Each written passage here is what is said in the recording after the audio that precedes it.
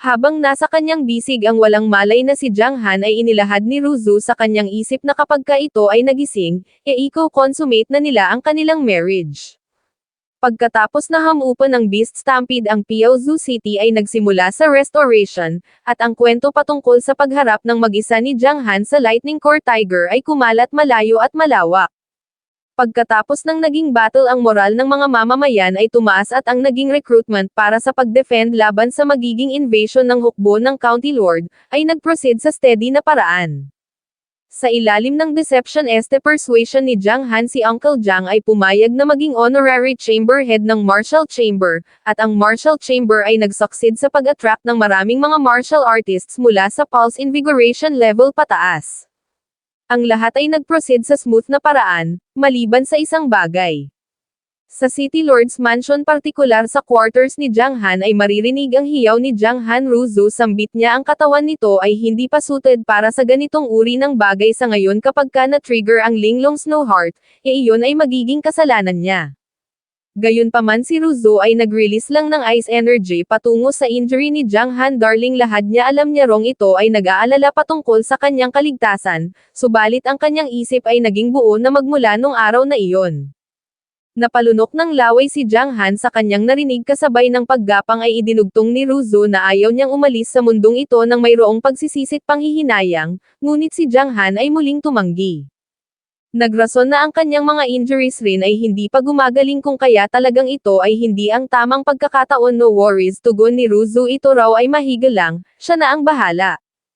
Ang sibat ni Jiang Han ay hindi maiwasang tumayo sa kanyang narinig. Inilahad ni Ruzu na siya ay madalas na nagbabasa sa nagdaang mga araw nagbitaw ng quote mula sa isang explicit na librong pinamagatang The Memoirs of Li Baishi. Umano'y marahil ang iyong darling ay magsasabing ayaw nito, subalit ang katawan nito'y hindi magsisinungaling. Si Jiang Han ay bigla na lamang nagkaroon ng lakas agad na umibabaw. Talaga rong hindi ito ang tamang pagkakataon darling, tugon naman ni Ruzu gaya ng inaasahan, ito ay tuluyan ng naka-recover. Well, kung mas prefer daw nito ang ganito ito ay ayos lang din. Oh my heavens, sambit ni Jiang Han sa kanyang isip, sino naman daw ba ang makaka-resist dito? Someone, pakiusap siya raw ay tulungan ng mga ito. Sa sumunod na sandali ay makikita ang pagdating ni Lord Yan. Kapansin-pansin ang kanyang pagmamadali, agad na tinawag si Jiang Han. Kumatok ng sunod-sunod Jiang Han, hiyaw niya pa mayroong bear sa labas, ito ay hinahanap. Ang pagkakataon ay agad namang sinunggaban ni Jiang Han sa isang kisap mata ay nagawang mabuksan ang pinto. Umano'y kung ganun ito raw ay sasamahan niya upang tingnan iyon. Nagtanong si Lord Yan kung papaano naman ba ang patungkol sa mga injuries nito, ano ito raw ba ay naka-recover na. Sa sumunod na panel ay nakapagbihis na si Jiang Han, agad na kinaladkad si Lord Yan, siya raw ay ayos na, sila raw ay hindi maaaring magsayang ng kahit na isang minuto, dahil hindi magiging maganda kung makapanakit ng mga tao ang bear na iyon. At umano'y kahit na iyon pa ay hindi makapanakit ng mga tao ang iyon ay hayaang makatapak ng mga damo ay hindi rin magiging maganda. Napatanong si Lord Yan, kung bakit napaka-weird ng paraan ng paglalakad nito. Sa loob naman ay napatanong si Ruzu sa kanyang sarili kung bakit niya ginawa ang bagay na iyon. Ngayon lang lumalabas na bago pa pala dumating si Lord Yan, ay mayroon nang nangyaring ganito. Kasabay ng pagyakap ay sinabi ni Jiang Han na wag itong mag-rush at maghintay para sa kanya, wag itong mag-alala, ito'y hindi niya hahayaang magsisit manghinayang patungkol sa kahit na anumang bagay sa buhay na ito. Well, dagdag pa ni Ruzu, ito raw ay kanyang pinagkakatiwalaan, ito'y palagi niyang pagkakatiwalaan. Mula doon ay lumipat ang eksena sa bulwagan ng syudad kung saan napatanong ang mga tao kung bakit mayroon na namang Yuan Beast dito, subalit ito raw ay mukhang hindi mabangis, at ito ay nag-iisa. Lumalabas na ang Yuan Beast pala na ito ay walang iba kundi yung Great Earth Bear na na-encounter noon ni Jiang Han doon sa Black Rock Mountains. Nagtanong si Lord Yan kung ito ba'y kilala nito. Oo, tugon naman ni Jiang Han, ito raw ay kanyang little body. Kapansin-pansin ang ginawang pag-rush ng bear beast sa kanyang isip ay napatanong si Jiang Han kung papaano nangyaring naging napakabilis ng progreso ng oso na ito. Ilang araw na ang nakararaan, ito ay nasa level 2 lang subalit sa ngayon, ay nasa level 4 na. Ora, sambit ni Aro kasabay ng pagtalon. Isang bagay naman na ikinaalarma ni Jiang Han, napatanong kung ano ang binabalak nitong gawin, sabay dugtong sa kanyang isip na hindi lang sa ito ay nag-level up, maging ang accent nito ay nagbago rin. Si Jiang Han ay agad na niyakap ni Aro at puwersahang tinangay palabas ng syudad sa pasigaw na paraan ay napatanong si Jiang Han kung what on earth ang binabalak nitong gawin, uno sigaw naman ng isang guard ang young master ay dinukot ng Yuan Beast. Master sigaw ng isa pang guard sabay bunot ng espada subalit siya ay pinigilan ni Lord Yan sinabihan na kilala ng mga iyon ang isa't isa, kaya hindi na kailangang habulin pa. Idinugtong sa kanyang isip na ang mga iyon ay mukhang napaka-close, kung sana lang daw mayroon siyang ganoong bear. Si Aru ay nagpatuloy sa pagtakbo nang marating ang gubat ay hindi na nakapagtimpi pa si Jiang Han nag-channel ng lightning energy sa kanyang kamay sumigaw na gusto niyang siya'y bitawan nito, kinoryente si Aru. Habang nakatingin sa kanyang kamay ay inilahad ni Jiang Han sa kanyang isip na nung siya ay nagpapanggap na mayroong malalang injury sa nagdaang mga araw pasekreto niyang inabsorb ang energy core ng Lightning Core Tiger at sa wakas, siya ay isa ng rank 9 martial master ngayon.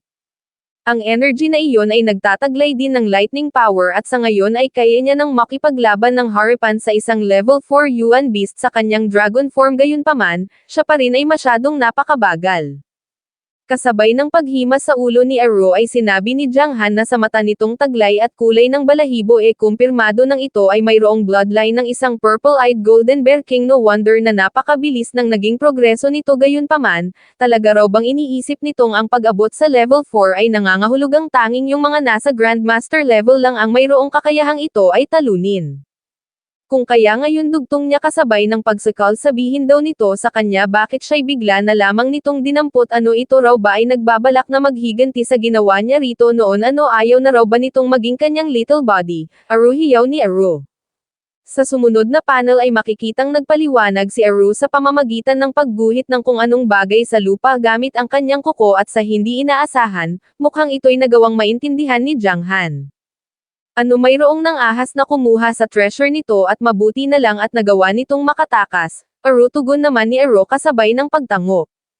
Hasambit ni Jiang Han sa kanyang isip malamang na ang tatlong individual na iyon ay nakuha na ang pakay nila subalit hindi pa rin umaalis sa Black Rock Mountains hindi raw ba kaya, na mayroon pang kung anong secret treasure na nandoon.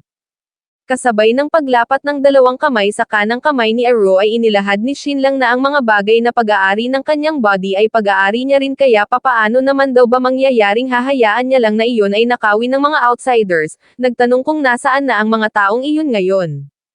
Hiyaw naman ni Aru sabay turo sa isang partikular na direksyon kung ganon tugon ni Jiang Han umano'y kung ganon bantayan muna nito ang kanyang pisikal na katawan, at siya'y hayaang tingnan muna ang mga iyon. Agad-agad ay ginamit ni Jiang Han ang kanyang soul technique na astral projection ang kaluluwa'y humiwalay sa kanyang katawan at lumipad, isang bagay naman na ikinabigla ni Aru. Si Jiang Han ay nagpatuloy sa paglipad patungo sa direksyong itinuro ni Aru at ilang sandali pa, ay natunton niya na ang kinaroroonan ng tatlong individual. Sa paanan ng mga ito'y makikita ang isang kalansay at kapansin-pansin, ang paglalagay ng runes ng isang lalaki sa outline ng kalansay. Luotong sambit ng babae talaga raw bang lilitaw ang kaluluwa ng taong ito gamit ito, of course tugon ni Luotong. Sambit ni Jiang Han sa kanyang isip hindi raw ba't ang mga runes na ito ay isang spirit summoning spell hindi raw ba't ito ay ang teknik ng mga spirit rune master sa Truth Cultivation World, bakit mayroong ganito rito sa Chanwo Continent? Hadugtong niya pabuto na kahalintulad sa White Jade malamang na ito raw ay isang individual na naabot na ang innate realm, at maituturing na top expert sa kontinenteng ito. Umano'y ang ganitong uri ng spirit remnant, ay talagang good stuff. Ang pag-practice ng martial arts patungo sa tugatog at mag-breakthrough upang maabot ang innate realm, iyon ay ang tunay na entry point patungo sa truth cultivation o cultivation to immortality. Mapag-aalaman na ang Luotong pala na ito ay isang rank 4 Grandmaster relax lahad niya sa dalawa ang isang spirit remnant mula sa malayong panahon, ay kadalasang napakahina. Kung kaya Yoxen, hindi na nito kailangan pang matakot. Gayunpaman si Yoxen ay sumagot lang na wala ng iba pang bagay na mas nakakatakot pa kumpara rito. Brother waiting nandaw nito ang itsura ng taong ito. Alright lahad ni Wei Jun ito raw ay tumigil na sa pananakot kay Yoxen at magpatuloy dahil umano'y kapag ka nakuha nila ang alaala at inheritance ng senior na ito makukuha na nila pabalik ang 12 soul elemental sprites, iyon ay isang napakalaking accomplishment. Si Jiang Han ay nabigla sa kanyang narinig sambit niya sa kanyang isip soul elemental sprites, at ang bilang pa ay 12. Ang mga soul elemental sprites ay mga spiritual objects na nabuo mula sa vitality ng pag-condense ng universo sa loob ng mahigit libo-libo, o tens of thousands na taon. Once na ito ay inabsorb ng isang practitioner, ito ay katumbas ng pagko-cultivate sa loob ng dekada-dekadang taon at kung siswertehin ay daan-daang taon pa. Sa kanyang isip ay inilahad ni Jiang Han na malamang na ito yung treasure na tinutukoy ng stupid na bear na iyon. Well, kung ganun ang trip na ito ay napaka-worth it. Kung gusto niyang maprotektahan ang kanyang mga minamahal kailangan niyang maging mas malakas. Kung kaya ang spirit remnant at mga soul elemental sprites na ito, ang mga ito'y kailangan niyang makuha. Gayunpaman, ang mga ito'y papaano niya ba makukuha? Sa puntong ito'y bumalik na sa kanyang pisikal na katawan si Jiang Han at sa pareho ring sandali, ay mayroon ng naisip na paraan. Fuzzy Bear, lahad niya ang tatlong iyon ay puro mga Grandmasters, kaya ang bagay na ito ay hindi magiging madali. Mula rito ay ipinaliwanag ni Jiang Han kay Ero ang plano at sa sumunod na panel, makikitang sila ay nasa lokasyon na nakinaroroonan ng tatlo. Inilahad ni Jiang Han na tandaan nito ang sinabi niya Ero, tugon naman ni Ero. Ngayon sigaw ni Jiang Han ito na raw ang tamang pagkakataon sa sumunod na segundo, ay makikita ang pag-dive ni Ero sa tatlo. Hasambit ni Wei Jun ito yung bear nung nakaraan upang ito'y bumalik rito ito raw ay mayroong guts, nagbigay ng command na protektahan ang mga soul elemental sprites. Sa parehong pagkakataon ay makikita ang pasekretong paglapit ni Jiang Han at sa mismong sandali, ang paghiwalay ng isang partikular na kaluluwa mula sa kalansay. Salamat sacrificial bear, sambit ni Jiang Han, umano'y ang spirit remnant na ito, ay sa kanya na. Nagawang mapansin ni Luo Tong ang presensya ni Jiang Han, sumigaw na ito ay umalis, ang spirit na ito ay kanya. Well, sambit ni Jiang Han sa kanyang isip ngayon ito raw ay kanya na, agad na hinigop ang kaluluwa. Kasabay ng hand sign at pag-channel ng kapangyarihan ay sumigaw si Luo Tong na ito'y iluwa nito, subalit sumagot lang si Jiang Han na ang anumang bagay na nalamon niya na ay hindi na maaaring iluwa pa, umatake gamit ang kanyang soul power. Ano, sambit ni Luo Tong sa kanyang pagkabigla kasabay ng pag-deflect isang soul master. Hey bear, sigaw naman ni Jiang Han kasabay ng pag-transform at paglipad. Ipapaubaya niya na ang lahat dito na bigla si Luo Tong nang mapansin ang ancient dragon bloodline ni Jiang Han, ang atensyon ng lahat ay natuon sa kanya. Ganito ang naging reaksyon ni Ero sa kanyang narinig. Sumigaw si Luo Tong na hulihin ang bear na ito, puwersahing magsalita patungkol sa taong iyon hanggang iyon lang ay mapatay nila bago pa nun tuluyang maabsorb ang spirit, sila'y mayroon pa ring tsansa. Understood, tugon ni Wei Jun. Sumigaw si Yoxan na hindi kayang bantayan ng mga ito ng maayos ang spirit, ang mga ito raw ay walang silbi. Si Ero ay dali-daling tumakbo. Sinabi ni Luo Tong na maging siya ay hindi magtatangkang lumunin ng direkta ang spirit, subalit ang tao na iyon ngayon lang ay talagang nang-ahas, tiyak na ang isang mababang uri ng soul master na tulad nun ay sasabog. Ilang sandali pa ay lumipat ang eksena sa kinaroroonan ni Jiang Han na nauna nang sumibat ang kanyang paghingal ay maririnig inilahad, na malamang na ang lugar na ito ay ligtas na. Sa sumunod na segundo siya ay nawalan ng malay at ang kanyang diwa ay na-attract ng isang spiritual lotus. Ganito ang naging reaksyon ni Jiang Han sa kung anong bagay na bumungad sa harap niya mula sa lotus, ay nagmaterialize ang isang spirit. In-extend nito ang kanyang kaliwang kamay patungo sa ating bida, isang bagay naman na ikinagulantang ni Jiang Han na patanong sa kanyang isip, kung binabalak ba nitong sumapi sa kanya. Sa sumunod na segundo'y maririnig ang alingaw-ngaw ng kanyang hiyaw. Inilahad sa kanyang isip na ito'y matagal na panahon ng patay, yet ang soul power nito ay napakalakas at napakamakapangyarihan pa rin. Idinugtong na ni siya ay hindi natatakot kay Yan Qingcheng, kaya bakit siya ay nakakaramdam ng takot mula sa isang basurang innate level ghost na tulad nito, ang lahat ng soul power nito ay mapapasa kanya. Hanggat ma-maintain niya lang ang deadlock na ito at mahigop ng tuluyan ang soul power nito, ang kanyang soul master cultivation, ay tiyak na aangat sa 4 na level. Ang kaluluwa'y unti-unting nagkaroon ng hugis at ang soul power ay mas lalong tumindi. Sinabi ni Jiang Han na ito'y tumigil na sa paglalagay ng kakaibang mga bagay sa ulo ng ibang tao, sabay komento na ang sword intent nito ay napakalakas. Sumigaw na kapag ito'y nasa tahanan ng iba ito ay mag-behave at makinig sa host nito, umano'y kahit na ito pa ay isang espada, ito pa rin ay soul power. Inactivate ang teknik na tinatawag na devouring black hole, binabalak na tuluyang lumunin ng buo ang remnant na kaluluwa. Gayunpaman sa proseso'y nakaramdam siya ng matinding sakit pakiramdam niya tila siya ay sasabog subalit kinumpos niya ang kanyang sarili, umano'y kailangan niya itong malampasan. Mula rito ay nagsimulang mag-breakthrough si Jiang Han mula sa level 3 rank 5 patungo sa rank 6 at rank 7, hanggang sa rank 9. Sumigaw si Jiang Han na ibigay na nito sa kanya ang buo nitong kapangyarihan, subalit ang Remnant Soul ay nagbigay lang ng ganitong tingin. Kasabay ng pagpantirya sa dibdib ni Jiang Han ay sinabihang ito ay tumigil na, naging dahilan naman ng pagtilapon ni Jiang Han. Ano sambit ni Jiang Han sa kanyang isip ito ba ay bumalik na sa kanyang senses, ito raw ay masama. Ano sambit ng Remnant Soul ito ay nang ahas na disrespect siya, ano na pag-isipan na raw ba nito kung papaano nito binabalak na mamatay. Mapag-aalamang ang Soul Remnant pala na ito ay Soul Remnant ng Longshi Sword Emperor, isang mayabang na taong gustong-gusto ang mga espada, isang individual na walang kabisada at proud. Ito ay minsan ang naglakbay mula sa Northern Wasteland ng Chanwu Empire patungo sa Eastern Sea, hinamon ang tinatayang nasa 500 mga martial experts, at nanatiling undefeated. Agad na nagpaliwanag si Jiang Han, umano'y ang lahat ng ito ay misunderstanding lang, sadyang siya ay uhaw lang sa soul power nito, ayaw niyang i-disrespect ito sa anumang paraan, mas prefer niya ang mga babaeng makurba. O tugon ng Sword Emperor Kid, ito raw ay napaka-honest, subalit ang kanyang soul power ay hindi isang bagay na maaaring kunin ng kung sino-sino lang. Tumugon si Jiang Han na subalit kung hindi niya sinubukang i-absorb ang soul power nito hindi nito mare-regain ang senses nito, hindi raw ba idinugtong sa kanyang isip na ang senior na ito ay mukhang unconventional, kaya ang tanging magagawa niya na lang sa ngayon ay ang sumugal.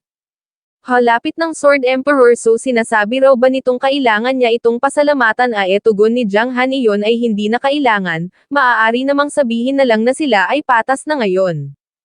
Ganito ang naging reaksyon ng Sword Emperor sa kanyang narinig, sinundan ng tawa at palakpak.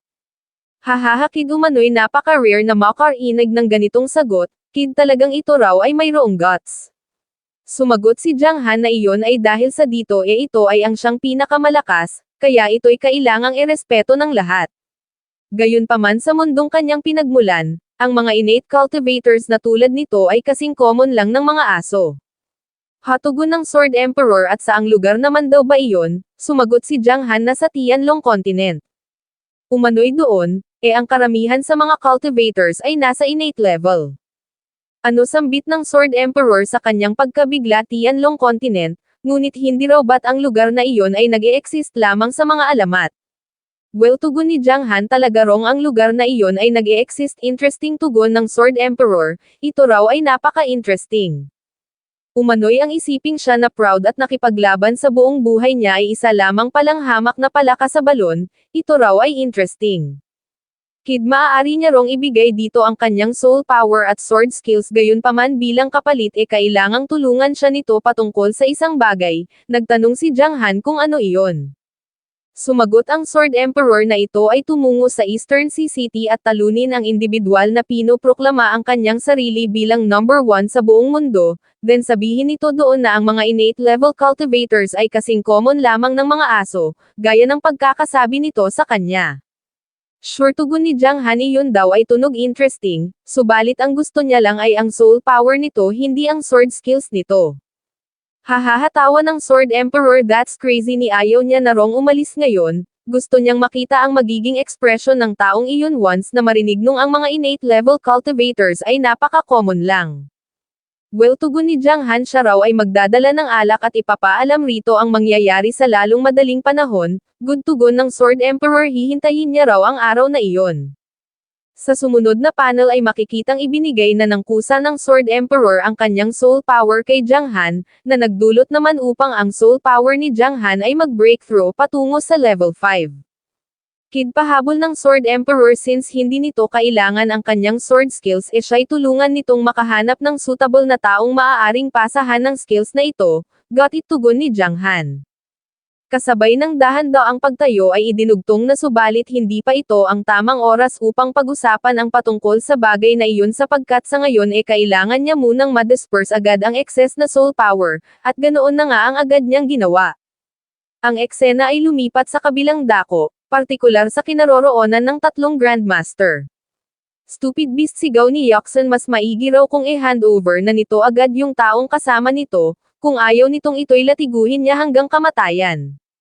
Sinabi ni Wei Jun na sa kasalukuyan iyon ay nagtatago, subalit once na iyon ay gumawa ng move mararamdaman niya agad, sapagkat ang kanyang senses ay kayang i-cover ang 1 kilometrong radius. You filthy beast, sigaw ni Yoxan kasabay ng paghagupit. Ang pangahas naman daw nitong nakawin ang kanilang mga pag-aari umano'y kapag ka ito ay hindi pa rin nagsalita, maririnig ang hiyaw ni Eru sa bawat hagupit. Gusto sanang sabihing talagang hindi niya alam, sa kasamaang palad ay tanging Eru lang ang katagang kaya o alam niyang sambitin. Naalala niya yung sinabi ni Jiang Han na anuman ang mangyari ito'y tumakbo lang hanggat kaya nito, anuman ang mangyari siya'y darating upang iligtas ito. Eru, paiyak na sambit ni Eru sa kanyang isip, iyon daw ay sinungaling. Kasabay ng muling pagpapakawala ng hagupit ay sinabi ni Yoxan na ito'y kanyang babalatan, gayunpaman sa pareho ring sandali ay mayroong kamay na sumalo sa latigo. Ganito ang naging reaksyon ng tatlo sa nangyari. Napatanong si Yoxan kung papaano ito naging posible, napatanong si Wei Jun kung kailan pa ito lumitaw, napatanong si Luo Tong kung tuluyan na ba nitong na-absorb ang spirit, ang tuwa'y mababakas sa pagmumukha ni Eru. Hasambit ni Jiang Han, narinig niya rong siya'y hinahanap ng mga ito sabay hila sa latigo, dahilan naman upang mapahiyaw si Yoxan. Napatanong sa kanyang isip kung papaano ito naging posible, umano'y papaanong nangyaring ang kanyang latigo ay wala na sa kanyang kontrol ngayon. Siya'y inatake ni Jiang Han gamit ang tuhod, sinabihang ang pangahas naman nitong saktan ang kanyang oso, si Yoxan ay tumilapon na pabulwak ng dugo. Kasabay ng pagbaling kay Eru ay sinabi ni Jiang Han na ito na ang bahala sa babaeng ito, dahilan naman upang mapang-isi si Eru, agad na kumawala. Sa puntong ito'y sumugod si Luo Tong, binabalak na iligtas si Yoxan, gayunpaman siya'y agad na sinalubong ni Jiang Han, sinabihang ito'y wala ng sapat na oras upang mag-alala pa patungkol sa kalagayan ng iba ngayon. Agad-agad ay umatake, napatanong si Luo Tong kung ano itong nangyayari, ito'y hamak lamang na rank 9 martial master, kaya papaano? Si Luo Tong ay umatake na rin gamit ang Netherworld Protective Talisman, napatanong sa kanyang isip kung papaanong nangyaring ito'y lumakas ng napakabilis, ito raw ba ay ang effects ng Spirit Remnant? Hasambit ni Jiang Han sa patanong na paraan, Netherworld Protective Talisman, hindi niya raw inaasahang makikita niya ang teknik na ito rito, umano'y lumalabas, na ang mga ito ay mayroong kung anong malakas na koneksyon. Sinabi ni Luo Tong na mabuti naman at alam nito kung kaya ngayon ay iluwanan nito ang nilamon nito, kung ayaw nitong ma-exterminate ng Order of Hidden Dragons.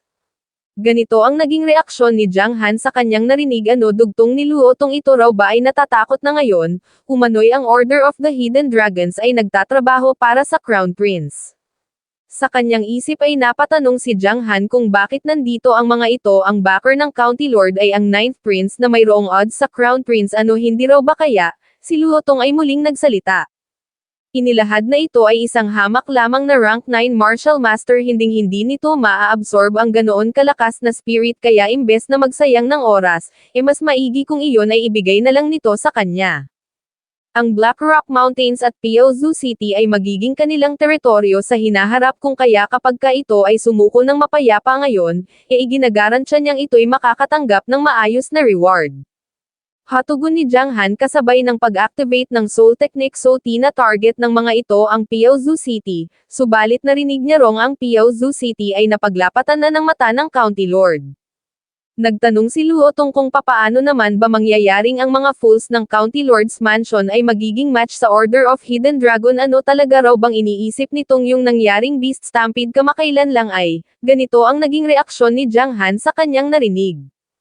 Luo Tong, sigaw ni Wei Jun, ito raw ay tumigil na sa pagsasayang ng oras at tapusin na ngayon din ang taong ito'y gagamitan nila ng Soul Search upang makuha ang lahat ng impormasyon patungkol sa senior na iyon ay sapat na.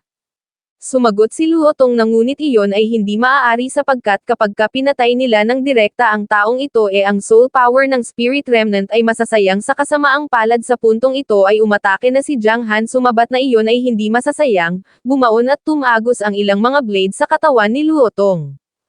Inilahad ni Jiang Han na sa taglay niya ngayong soul power magagawa niyang makapag-perform ng soul search sa mabilis na paraan, at ganoon na nga mismo ang ginawa niya. Siya ay sumilip sa alaala ni Luo tong mapag-aalaman na ang mga ito pala ay ang siyang tunay na nag-udyok sa Beast Stampede, nag-abot ng kamay kay Mr. Lin na siyang inatasan noon ni Sir Lan. Hahahatawa ni Wei Jun ang piraso ng basura na ito ay sumuko na kung kaya sila ay mag-abot ng kamay sa County Lord's Mansion once na mapatag ng Beast Stampede ang Piaozu City oras na upang sila ay mag-perform. Sinabi ni Luo tong na-slaughter ng mga tao ng Ninth Prince ang mga mamamayan ng Piaozu City at ang Crown Prince ay ang siyang magliligtas sa mga tao ng Piaozu City mula sa sakuna. Hahaha Brother Wei, talaga rong ang idea nitong ito ay napaka-fantastic.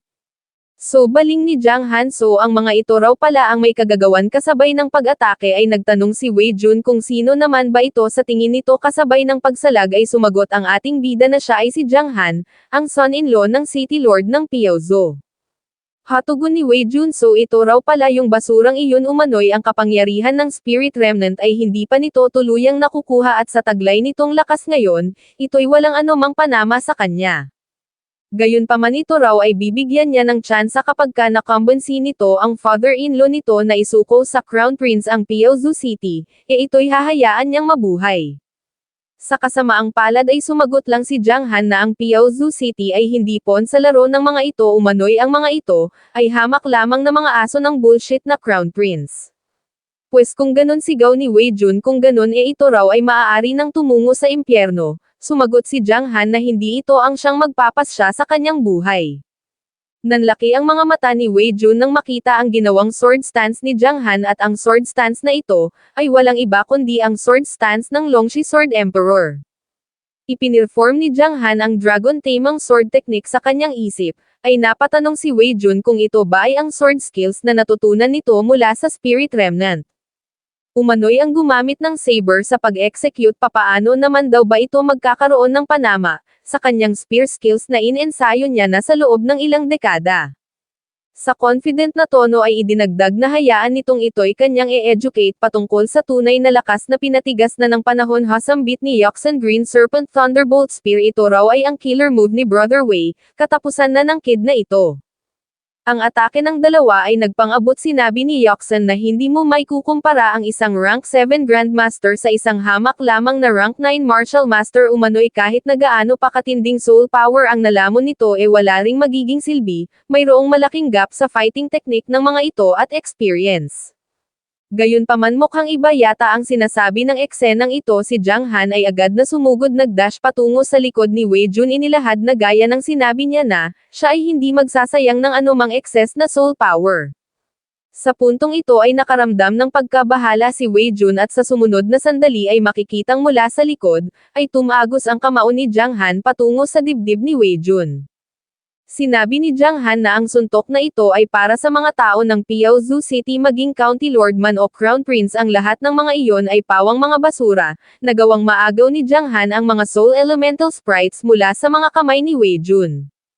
Maririnig ang alingaw-ngaw ng hiyaw ni Yoxan. Brother Wei, ito raw ay kanyang ipaghihiganti sa kasamaang palad. Bigla na lamang dinakman ni Aro ang kanyang paa, at sa muli, ay maririnig ang alingaw-ngaw ng hiyaw ni Yoxan. Lumalabas na mukhang nawalan ng malay si Jiang Han. Gayunpaman nang inilapat ni Aro ang kanyang po sa hawak niyang supot ng Soul Elemental Sprites, si Jiang Han ay nagising. Agad na bumangon at binigyan ng share si Aro. Gayunpaman, kapansin-pansin na hindi masaya si Aro. Hasambit ni Jiang Han, ito ay lakang pagdating sa martial ethics. Umano'y ang fact na siya ay nakahandang mag-share ay nagpapakita lang sa kanyang kagandahang loob. Ito raw ay nakakadismaya. Ito raw ay tumigil na sa pagtatampo sapagkat kung hindi dahil sa kanya ang lahat ng ito ay nasa ibang mga kamay na ngayon. Isa pa bilang isang bear kailangan nitong iset sa malayo ang paningin nito at magkaroon ng kaunting goal. Halimbawa, maaari nitong ikonsiderang maghari sa Black Rock Mountains. Ganito ang naging reaksyon ni Aro sa kanyang narinig. Idinugtong ni Jiang Han na siya ay pakinggan nito ang sino mang mga ahas na tumungo sa Piaozu City. Kapag ka ang mga iyon ay nang ahas na pumunta, sisiguruhin niyang ang mga iyon ay hindi na makakabalik pa. Ang eksena ay lumipat sa rest area ng Tianfeng County Fighting Arena, kung saan makikita ang pagluhod ni Sir Lan sa presensya ng isang partikular na individual. My Lord, bungad niya umano'y sa pagkakataong ito sa Piaozu City subalit siya ay pinutol ng individual. Umano'y alam niya na ang patungkol sa nangyari.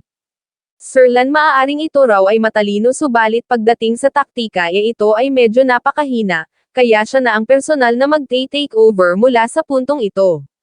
Yes sir, tugon ni Sir Lan. Inilahad ng individual na ang naging pagbalik nito ay sakto lang ilang araw na ang nakararaan ang kanilang army ay dinurog ng Xuanyuan family ng Falling Star City kung kaya sa sandaling ito siya ay naghanda na ng magandang palabas kung kaya ito raw ay manatili, at mag-enjoy sa panonood. Alright, tugon ni Sir Lan. Sa sumunod na segundo ay maririnig ang kalampag ng pagbubukas ng gate. Sinabi ng host na tiyak na ito ay magiging isang unprecedented na laban. Ang paningin ng ay natuon sa isang partikular na individual, napatanong sa kanyang isip kung ang babaeng ito ba ay nagmula rin sa Xuanyuan family.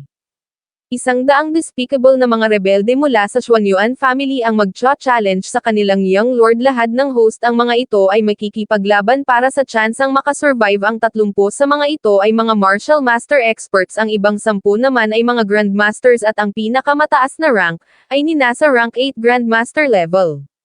Gayunpaman dugtong ng host ang kanilang young lord ay hinding-hindi aatras, my lord, alingaw-ngaw ng hiyaw ng mga tao. Ngayon dugtong ng host ang laban ay hayaang magsimula. Ang 100 mga martial experts ng Xuanyuan family ay sabay na sumugod patungo sa young lord. Ganito ang naging reaksyon ng mga taong nanonood, habang ganito naman ang ekspresyon ng mga martial experts mula sa Xuanyuan family na sumugod. Sa kasamaang palad sila'y pinagtatatagpas lang ng young lord na para bang damo, at ang lahat ng ito ay nasaksihan ng babaeng ito. Ang head ng Xuanyuan family ay nagbigay ng command na siya'y bigyan ng cover. Dad sambit ng kanyang anak, ito raw ay mag-iingat. Ang tatlo ay sumugod ng sabay. Ang mga tao ay napawaw, malamang daw na ang tatlong ito ay mga grandmasters. My lord, hiyaw ng iba pa. Sa sumunod na segundo ang family head ay nagawa ng makatungo sa likod ng young lord sa kasamaang palad. Ito pala ay hamak lamang na paghahatid sa kanyang sarili sa kanyang katapusan. Nagtanong ang young lord kung tanging ito lang ba ang kayang gawin ng head ng Xuanyuan family. Umano'y lumalabas, na ito ay namuhay sa comfort sa loob ng mahabang panahon. Well, ito raw ay maaari nang mamatay ngayon nang walang anumang pag-aalala, siya na ang siyang bahala sa babaeng anak nito. Sa kabila ng espadang nakabaon sa kanyang katawan ay ikinumpos ng family head ang kanyang sarilit. Inipon ang lahat ng kanyang natitirang lakas. Hinawakan ang kamay ng young lord. Sumigaw na ito'y hindi niya hahayaan. Nagbigay ng utos na gawin na ng mga ito ngayon, huwag mag-alinlangan. Understood, tugon ng young master ng Xuanyuan family. Hindi sigaw ng babae. Sa parehong pagkakataon ay kumawala ang young lord mula sa kamay ng family head. Binunot ang espadang nakabaon sa katawan at muling itinarak sa leeg. Dahilan naman upang mapamura ang young master ang mag-ama, ay tinagpas ng young lord ng sabay. Kasunod nito'y inilahad na since ang mga ito'y tumanggi sa pag-handover sa babaeng iyon at ayaw na sumunod sa kanya, pues ito ay ang kabayaran. Kasabay ng paglingon patungo sa babae ay nagtanong ang young lord kung nakikita na ba nito ngayon mapag-aalaman, na yung dalawa pala ay ama at kapatid ng babaeng ito. Sa emosyonal na paraan ay inilahad na sila'y nasa ganitong estado na kaya bakit kailangang patayin pa rin nito ang lahat. Mapag-aalamang ang babaeng ito pala ay si Xuanyuan Lingxi, isa sa pinakamagagandang mga babae sa Tianfeng County, at ang abilities nito pagdating sa astrology, ay ang siyang pinakamataas sa lahat ng younger generation.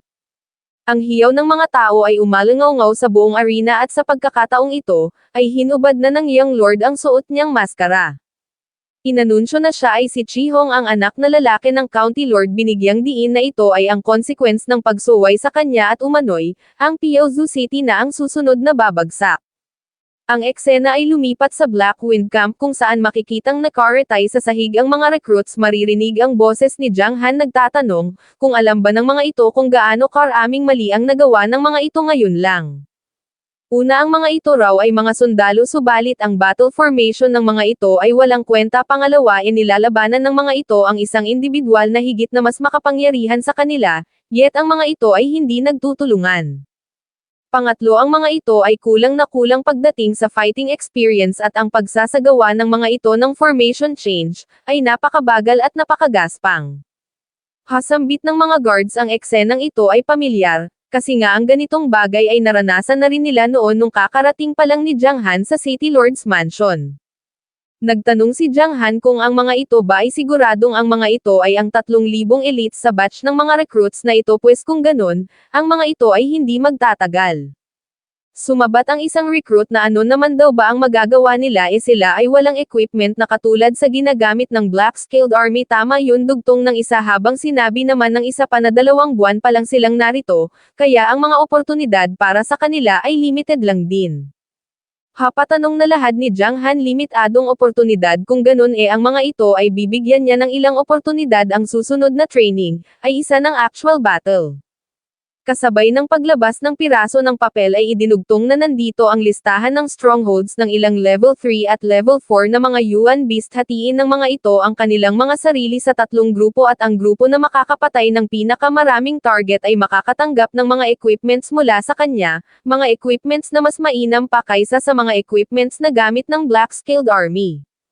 Ganito ang naging reaksyon ng mga recruits sa kanilang narinig. Kasabay ng paglingon ay inilahad ni Jiang Han na originally si Xianger ay ang siyang in charge sa training ng Black Skilled Army, habang si Ningrong naman ang in charge sa mga recruits na narito sa Black Wind Camp. Since ito ay pamilyar sa Black Rock Mountain, subalit sa pagkakataong ito, ihahayaan niya ang dalawang ito na siyang mag-handle sa susunod na magiging training ng mga recruits na ito. Ang bagay na ito'y agad namang sinang-ayunan ng dalawa. Nang makita ang nilalaman ng papel ay nagtanong si Ruzo kung saan ito nanggaling. Sumagot si Jiang Han na siya ay mayroong insider, kapansin-pansin ang ngising inagzod ni Aro. Gayunpaman, dugtong ni Jiang Han sa kanyang isip, ang bagay lang na ito ay hindi sapat, mayroon pa siyang maraming mga bagay na kailangang gawin, upang ang mga ito'y maging pinaka-espesyal na hukbo sa Piaozu City. Sinabi ni Ruzo na siya ay hindi sigurado kung sila ba ay aabot sa oras umano'y. Ayon sa report ng mga espiya, ang County Lord's Mansion ay nag-gather na ng 100,000 mga hukbo at naghahanda ng sumalakay sa Piaozu City. Well, tugon ni Jiang Han, wag daw itong mag-alala dahil tiyak na sila ay aabot umano'y. Ang bagay na ito, ay ipaubaya na lang nito sa kanya. Sa kanyang isip ay inilahad ni Ruzo na ito ay nagwo-work hard ng husto para sa Piaozu City, kung kaya kailangan niya ring gumawa ng kung anong bagay para rito. Sa sumunod na mga araw at buwan, ang Piaozu City ay naging abala at sa tulong ng insider, ang training ng mga recruits ay naging sapat. Bukod sa gamitin para sa training ng mga hukbo, ang lahat ng natirang iced blue teardrops ay ibinenta ni Jiang Han sa Blood Jade Alliance, at ang iba pang mga resources na nagmula sa mga minahan, ay ginamit ni Jiang Han sa pag-produce ng bagong uri ng mga sandata at equipments. Nagtanong si Lord Yan kung anong uri ng mga sandata ito. Ang mga ito raw ay napaka-fantastic. Sumagot si Jiang Han na hindi pa ito ang pinakamalakas sadyang sa ngayon ang teknolohiya na mayroon sila ay napakalimitado pa lang, kaya ang mga ito pa lang ang maaari nilang gawin. Upang mas palakasin pa ang physique ng mga hukbo, si Jiang Han ay nag-refine ng malaking quantity ng strength ng pills. Yun nga lang, mayroong kaunting side effects, ang mga members ng hukbo ay nangakalbo. Hasambit ni Jiang Han sa kanyang isip, ito raw ay hindi niya maaaring ibigay sa kanyang asawa at sa iba pang mga babae, sa kanyang father-in-law niya na lang daw ba ito ibibigay. Sa parehong pagkakataon ay hindi nag-slow down si Jiang Han sa kanyang training. Ang kanyang Soul Master Cultivation ay nagsettle sa level 4 rank 3 pagkatapos niyang ma-release ang kanyang soul power at sa ginawa niyang pag-absorb sa mga soul elemental sprites, ang kanyang martial cultivation ay nagpatuloy sa pag-angat. Sa kasalukuyan ay nasa kalagitnaan ng pagko-cultivate si Jiang Han. Sa puntong ito ay narating niya na ang rank 1 ng Grandmaster Realm. Sa sumunod na mga sandali ay naabot niya na ang rank 2, rank 3 at sa sumunod pang mga sandali, ay naabot niya na ang rank 7 ng Grandmaster Realm. Sa loob ng kanyang quarters ay isang pagsabog ang dumatal, isang bagay naman na ikinabahala ni Ruzo na bitawan ang nilililok niyang kahoy. Agad na nag-rush, isinisigaw ang pangalan ng kanyang asawa. Sa pareho ring sandali ay lumitaw sa likod niya si Jiang Han na ang damit ay punit-punit. Nagtanong kung ano ang problema si Ruzo, ay agad na yamakap. Ito raw ay nag-training ng walang tigil sa loob ng 7 araw. Mayroong nangyaring bigla ang pagsabog ngayon lang kaya siya ay nag-alala. Well, sabat ni Jiang Han, siya naman ay ayos lang.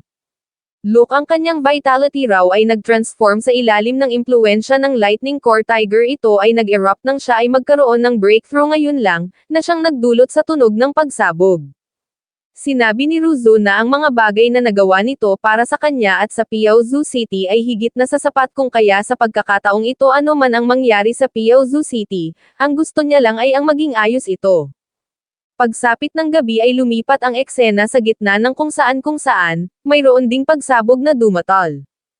Ang mga sundalo ng County Lord's Mansion ay napatanong kung ano ang nangyari, mayroon daw bang kalabang sumalakay. Sa bandang gulong ng kariton ay makikita ang nakakadinang si Lingshi. Relax sambit ng isang sundalo, ang young lord ay nag-breakthrough lang patungo sa Marquis of Martial Arts realm. Sinabi ng isa pa na ang young lord ay talagang isang genius. Sa mismong sandali sa kalangitan ay mayroong napansin si Lingshi, inilahad na ang Emperor Star ay lumitaw, ang False Star ay nag-decline. Sino raw ba kaya iyon? Nang bigla na lamang mayroong kamay na dumakma sa kanyang ulo, nagtatanong kung ano ang dinadaldal nito. Ito raw ay magsalita. Mapag-aalamang ito pala ay walang iba kundi ang young lord ng Tianfeng County na si Chi Hong. Ang tatlong nasa tabi niya ay ang commander ng 90,000 strong army na si Zhu Thao, isang rank 2 Marquis of Martial Arts realm expert. Ang isa ay ang commander ng 10,000 strong white-plated army na si Lin Wei, isang rank 3 of Marquis of Martial Arts realm expert. Ang isa ay ang old servant ng Tianfeng County Lord na si Grandpa Wan, isang rank 4 Marquis of Martial Arts realm expert. At ang isa pa na nasa pinakalikod, ay walang iba kundi si Sir Lan. Inilahad ni Lingshi na sinabi ng mga bituin sa kanya na ito ay mamamatay, kaya siya raw ay napakasaya. Anong sinabi mo? Pasigaw na tanong ni Chi Hong, habang si Commander Zhou naman ay kumonekta ng tadyak.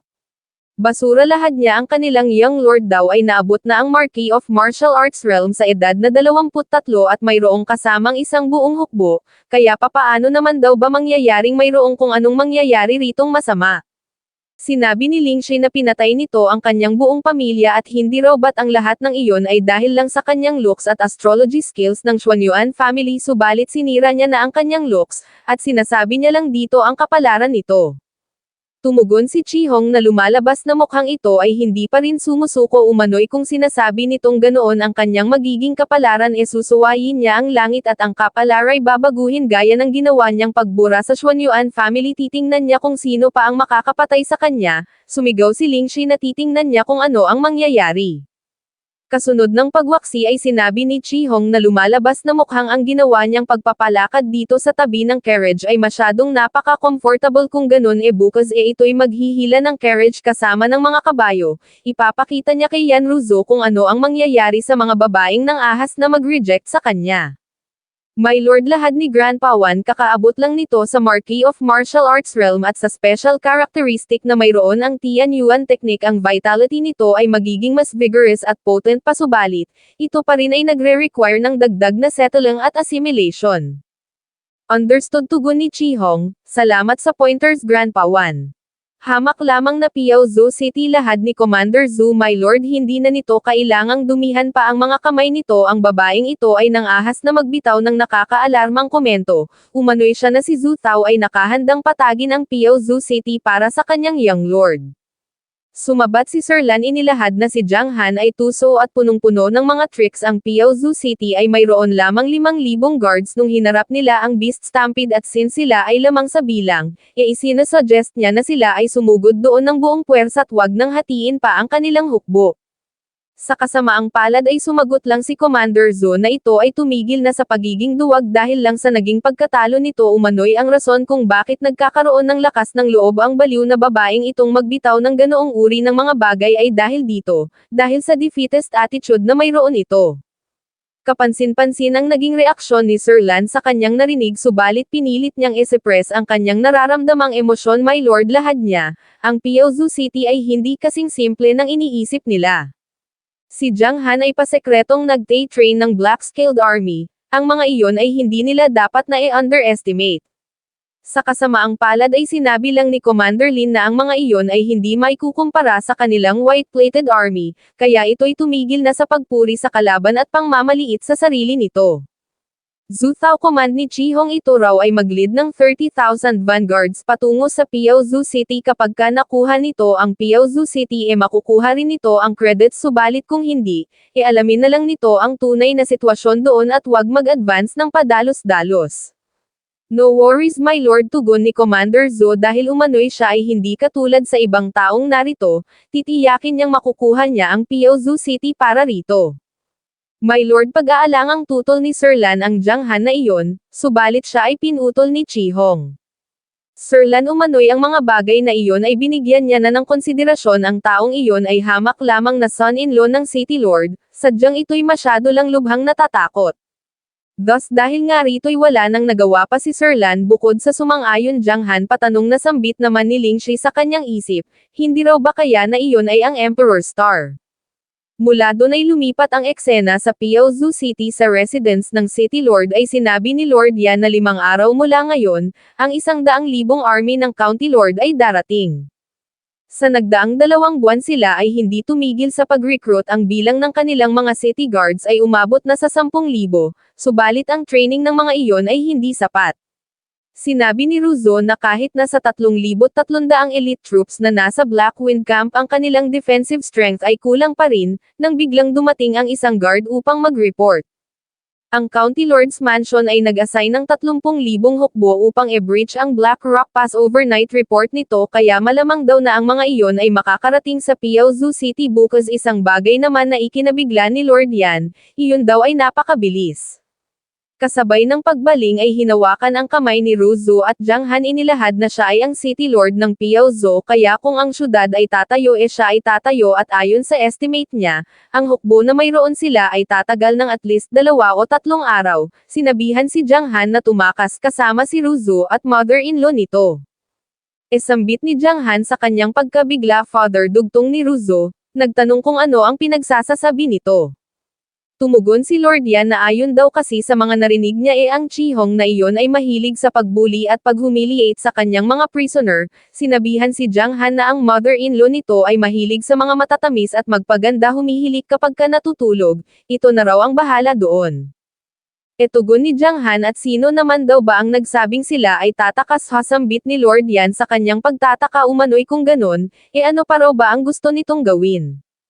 Sumagot si Jiang Han na hindi lang sa hindi sila tatakas, haharapin din nila ang mga iyon at dudurugin. Imposible sambit ni Lord Yan dahil umano'y ang tao lang na mayroon sila ay nasa 10,000 ang tanging magagawa lang nila, ay ang i-hold ang city. Gayunpaman sinabi lang ni Jiang Han na sa katunayan hindi nila kailangan ang ganoon karaming tao ang naritong 3,300 hukbo, ang mga iyon ay sapat na. Sa Black Wind Camp ay sinabi ni Xianger sa mga sundalo na ipakita nila sa mga iyon ang tunay nilang kapangyarihan, ang eksena ay humawi sa locus yung kinaroroonan ng hukbo ni Commander Zhou. Pagsapit ng umaga ay nagawa na nilang marating ang gate ng Piaozu City si Commander Zhou ay agad na nagdeklare siya raw na si Zhu Tao ay narito sa ngalan ng anak ng County Lord, upang patagin ang Piaozu City. Fight paulit-ulit na hiyaw ng kanyang mga sundalo what a strong aura sambit naman ni Lord Yan sa kanyang isip sa itaas ng city wall, talaga rong ang mga ito ay ang elite na hukbo ng County Lord.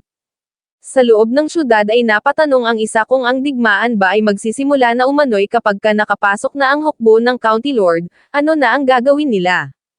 Sinabi ng isa na kapag ka sila ay sumuko siguro naman ang mga ito ay magpapakita ng awa hindi raw ba surrender my foot sabat ng matandang kalbo, sabay tanong kung nakalimutan na ba ng mga ito kung sino ang pumurotekta sa kanila nung mayroong nangyaring beast stampede. Sa kanyang isip ay inilahad ni Jiang Han na talagang ang mga ito ay worthy na tawaging elite troops ng Tianfeng County, ang mga ito ay nag-e-exode ng matinding pressure. Sinabi ni Ruzo na marahil ang moral ng kanilang mga hukbo ay aangat sa unang roll ng drum subalit tiyak na magde-deplete sa pangalawa mae-exhaust sa pangatlo, at tiyak na sila ay masusuppress na sa puntong iyon. No worries sabat ni Jiang Han sabay talon, sapagkat siya raw ay nakagawa na ng mga preparasyon. Sa sumunod na panel ay makikitang nasa ere na si Jiang Han lumulutang at ang paningin, ay itinoon kay Commander Zhou. Hapatanong na sambit niya anak ng County Lord, ang tinutukoy daw ba nito ay yung basurang ni hindi man lang binigyan ng pake ng kanyang asawa. Siya nga pala kaya nasabi ni Jiang Han ang bagay na ito, ay dahil sa ang Chihong na ito ay ang siyang mismong prince noon na nagbalak na mag-propose ng marriage kay Ruzo. Ganito ang naging reaksyon ni Commander Zhou sa kanyang narinig for real sambit naman ng isang resident malamang daw na ang taong iyon ay napakapangit indeed sang-ayon ng isa pa, ang basurang anak na iyon ng County Lord ay hindi worthy na magbitbit sa sapatos ng kanilang young master. Nagtanong si Commander Zhou kung ito na ba yung son-in-law umano'y papaano ito naging posible papaanong nangyaring ito ay nakakalipad sa ere, tanging mga cultivators lang na naabot na ang Marquis of Martial Arts Realm ang mayroong kakayahang gawin ang ganitong uri ng bagay. Sinabi ni Jiang Han na kung alam ng mga ito kung ano ang makabubuti para sa kanila ang mga ito ay lumayas na ngayon, habang maaari niya pang spare ang walang silbing buhay ng mga ito. Sa kasamaang palad ito'y ikinainis lang ni Commander Zhou sa pasigaw na paraan ay nagtanong kung sino ang sinusubukan nitong lokohin. Ito raw ay tumigil na sa mga tricks nito at pagpapanggap na isang Marquis of Martial Arts Realm Expert. Ito ay mayroong lakas ng loob na makipaglaban sa kanilang Young Lord, nagbigay ng utos sa kanyang mga tao na patayin ang mga ito. Isang bagay naman na agad na tinalima ng mga sundalo makikita ang kanilang pagsugod hasambit ni Jiang Han, ang mga ito'y binigyan niya na ng tsansa. Sa sumunod na segundo ay tinawag ang oso, si Aru ay agad na lumitaw kasama ng kawan ng mga Yuan Beast. Sambit ni Commander Zhou sa kanyang pagkabigla Beast Stampede, napatanong kung papaano ito naging posible. Ang hukbo ni Commander Zhou ay agad na sinalakay ng hukbo ni Aru. Damit mura ni Commander Zhou napatanong sa kanyang isip, kung hinihintay lang ba ng taong iyon ang pagkakataong ito. Gayunpaman ang mga Yuan Beast na ito ay hamak lamang na mga halimaw na walang utak agad na nagbigay ng command sa kanyang rear army, na magsagawa ng defensive formation. Kasabay ng pagsugod ay idinugtong na ang kailangan niya lang gawin ay ang kunin ang Piaozu City, ang iba pang mga narito ay hindi magiging problema. Binigyan ng command ang ilan sa kanyang mga hukbo na sumunod sa kanya sa pagsugod, sasalakayin nila ng rekta ang syudad. Sambit ni Ruzu sa kanyang pagkabahala. Gayunpaman biglang hamarang si Jiang Han. Ang mga ito raw ay hindi niya hahayaang makadaan, sinalubong si Commander Zhou. Siya ay tumilapon sa naging impact. Sumigaw ang mga sundalo na sumunod sa commander, basagin ang gate. Sa loob ng city ay maririnig ang malalakas na kalampag ng gate. Sa kanyang pagkaalarma ay sinabi ng isang ginang na ang mga iyon ay makakapasok na sa syudad. Tinanong ang kanyang asawa kung ano na ang gagawin nila. Si Manong ay napatanong kung bakit daw ba kasi sinusubukan pang challenge ng City Lord ang County Lord, sinabihan ang kanyang asawa na bilisang magtago. Hindi makapaniwala si Jiang Han na kahit nagamit ang kanyang dragon form ang agwat sa pagitan ng kanilang lakas ay napakatindi pa rin. Hasambit ni Commander Zhou na gawa nitong makasurvive sa kanyang unang atake. Not bad, subalit ang tanong, magagawa pa ba nitong mahandle ang susunod? Sa tingin niya raw mas maigi kung ito'y sumuko na lang at ibigay sa Young Lord ang asawa nito. Ubo ni Jiang Han, patawad daw at ito'y kanyang madidismaya. Dahil umano'y ang goal niya lang ay ang estol ito compound ng 30,000 hukbo nito, natawa si Commander Zhou sa kanyang narinig. Kasabay ng muling pagsugod ay inilahad ng ngunit sa tingin niya raw ang gate ng Piaozu City nito ay hindi na makakatagal pa. Sa sumunod na panel, ay makikitang nabuksan na nga ang gate at ang hukbo ni Commander Zhou ay nagra-rush ng pumasok sa syudad. Sinabi ni Commander Zhou na ito ay isang gunner. Hindi niya raw inaasahang ito ay magiging ganito kadali o ganoon ba. Sabat ni Jiang Han umano'y kung ganoon, ang tunay na palabas ay magsisimula na ngayon. Sa sumunod na segundo ay makikita ang pagtagos ng palaso sa katawan ng isang sundalo ni Commander Zhou at ganoon din sa iba pa. Isang bagay naman na ikinagulantang ng commander, napatanong kung ano ang nangyayari. Paghawi ng shot ay makikita ang nag-aabang na hukbo ni Jiang Han, armado ng mga crossbow. Fire sigaw ng captain at ang mga sundalo, ay nagpatuloy sa pagpapakawala ng mga palaso. Umulan ng palaso. Ganito ang naging reaksyon ni Commander Zhou, sa kanyang nasaksihan. Ito raw ay lubhang napaka-makapangyarihan. Inilahad sa kanyang isip na hindi raw ba't ang Piaozu City ay isa lamang maliit na syudad na mayroong ilang libong mga guards, kaya bakit mayroong ganitong bagay ang mga ito? Siya raw ay naging careless kapag ang 30,000 hukbong ito ay namatay lahat dito. Tiyak na ang County Lord ay, nagtanong si Jiang Han kung nagustuhan ba nito ang kanyang god-killing crossbow. Sila raw ay gumasta ng matinding effort upang magawa ang mga ito. Sambit ni Commander Zhou. Ito raw pala ang may kagagawan. Mariing idiniklara ni Jiang Han na sa araw na ito ay huhugasan niya ang mga sandata ng kanyang bagong army gamit ang dugo ng hukbo nito. Ang army na ito ay tatawagan niyang The Seven Kills. Sa parehong sandali ay patuloy pa rin sa pagmassacre ang hukbo ni Aru. Wala. Sambit ni Commander Zhou ang kanyang hukbo ay wala na. Ang tanging magagawa niya na lang ngayon ay ang patayin ang taong ito, at ipresenta ang ulo nito bilang paghingi ng kapatawaran sa Young Lord. Siya ay agad na umatake gamit ang Dragon King Hammer, isang all-out attack mula sa isang Marquis of Martial Arts Realm Expert. Ono sambit ni Lord Yan sa kanyang pagkabahala ang Dragon King Hammer ay isa sa pinakatanyag na mga rare skills sa buong kontinente, gusto niya nang tawagin si Uncle Jiang. Gayunpaman siya ay pinakalma ni Ruzu Father wag daw itong mag-alala, dahil alam ni Jiang Han kung ano ang ginagawa niya. Kido sambit ni Uncle Jiang sa kanyang isip sigurado daw ba talaga ito na siya ay hindi nito kailangan sa araw na ito, anong surpresa ang ibibigay nito sa kanya. Ano sambit ni Jiang Han kay Commander Zhou siya'y papatayin nito pues try harder, agad na ninullify ang atakeng paparating gamit ang dark energy. Ang bagay na ito'y labis namang ikinabigla ni Commander Zhou ano sambit ni Lord Yan eightfold dark energy papaano ito naging posible, ang pinakamataas sa buong martial arts world ay hanggang sevenfold dark energy lang. Tumugon si Ruzo na dahil sa ito ay si Jiang Han, ang mga bagay na imposible ay posible para rito. Inilahad ni Uncle Jiang na ang dark energy na ito ay infused ng sword intent ang wave na ito ng dark energy ay napaka-unique, at ito ay kontrolado ng kanyang pamangkin. Ano sambit ni Jiang Han tinatawag nitong Dragon King Hammer ang lousy na maso na ito, hatugon naman ni Commander Zhou marahil ito raw ay napaka-capable since nagawa nitong ma-withstand ang atake niyang iyon, subalit ang agwat sa pagitan ng kanilang realm level ay isang bagay na hindi madaling mako-compensate. Gayunpaman nagtanong lang si Jiang Han, kung kailan niya ba sinabing binabalak niyang ito'y labanan ng mag-isa. Sa parehong sandali ay makikita si Eru sa likod ni Commander Zhou isang bagay naman na kanyang ikina-alarma siya raw ay naging careless ang kanyang maso ay na-trap ng energy nito, sinabi ni Jiang Han na ito'y hindi na nito maiiwasan pa. Hindi makapaniwala si Commander Zhou na ang dalawang ito ay nag-launch ng sneak attack laban sa kanya, kasabay ng pagdakma sa buhok ay sinabi ni Jiang Han na kukunin niya ang ulo nito. Ano tugon ni Commander Zhou talaga raw bang ito'y magtatangka umano'y kung ganun ang bagay na ito ay hindi palalampasan ng Young Lord sa kasamaang palad, ay isang slash sa leeg lang ang isinagot ni Jiang Han. Inilahad na sa tingin niya ito'y naguguluhan, sapagkat maging ang Young Lord nito ay hindi rin makakatakas. Ang pangyayaring iyon ay nasaksihan ng ilan sa mga sundalo ni Commander Zhou hindi makapaniwala sa nangyari umano'y papaano ito naging posible, papaanong nangyaring ang kanilang commander ay natalo. Sa sumunod na segundo sila'y nagunahan sa pagtakbo sumigaw ang isa na relay ang balita, ipaalam ang nangyari rito sa Young Lord. Nagbigay ng command si Jiang Han na wag hayaang mayroong kahit na isang makatakas sa mga ito, isang bagay namang agad na tinalima ng kanyang hukbo.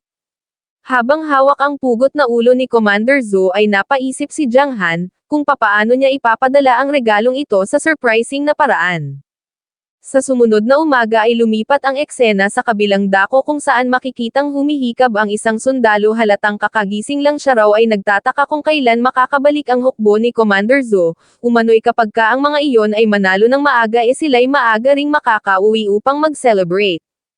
Gayunpaman sa sumunod na sandali ay mayroon siyang napansin isang bagay na kanyang ikina-alarma masamang balita sigaw niya umano'y si Commander Zhou, anong problema tanong ni Chi Hong kasabay ng paghawi sa kurtina ng tent. Ganito ang kanyang naging reaksyon nang makita ang nasa labas, sa isang kahoy ay nakasabit ang pugot na ulo ni Commander Zhou at sa magkabilang bundok ay mayroong nakasulat na dambuhalang karakter isinulat gamit ang dugo, nagsasabing i-violate mo ang Piao Zhou at ikaw ay mamamatay. Ganito ang naging reaksyon ni Chi Hong sa bagay na ito nagsuggest si Sir Lan, na ilibing na lang muna nila si Commander Zhou.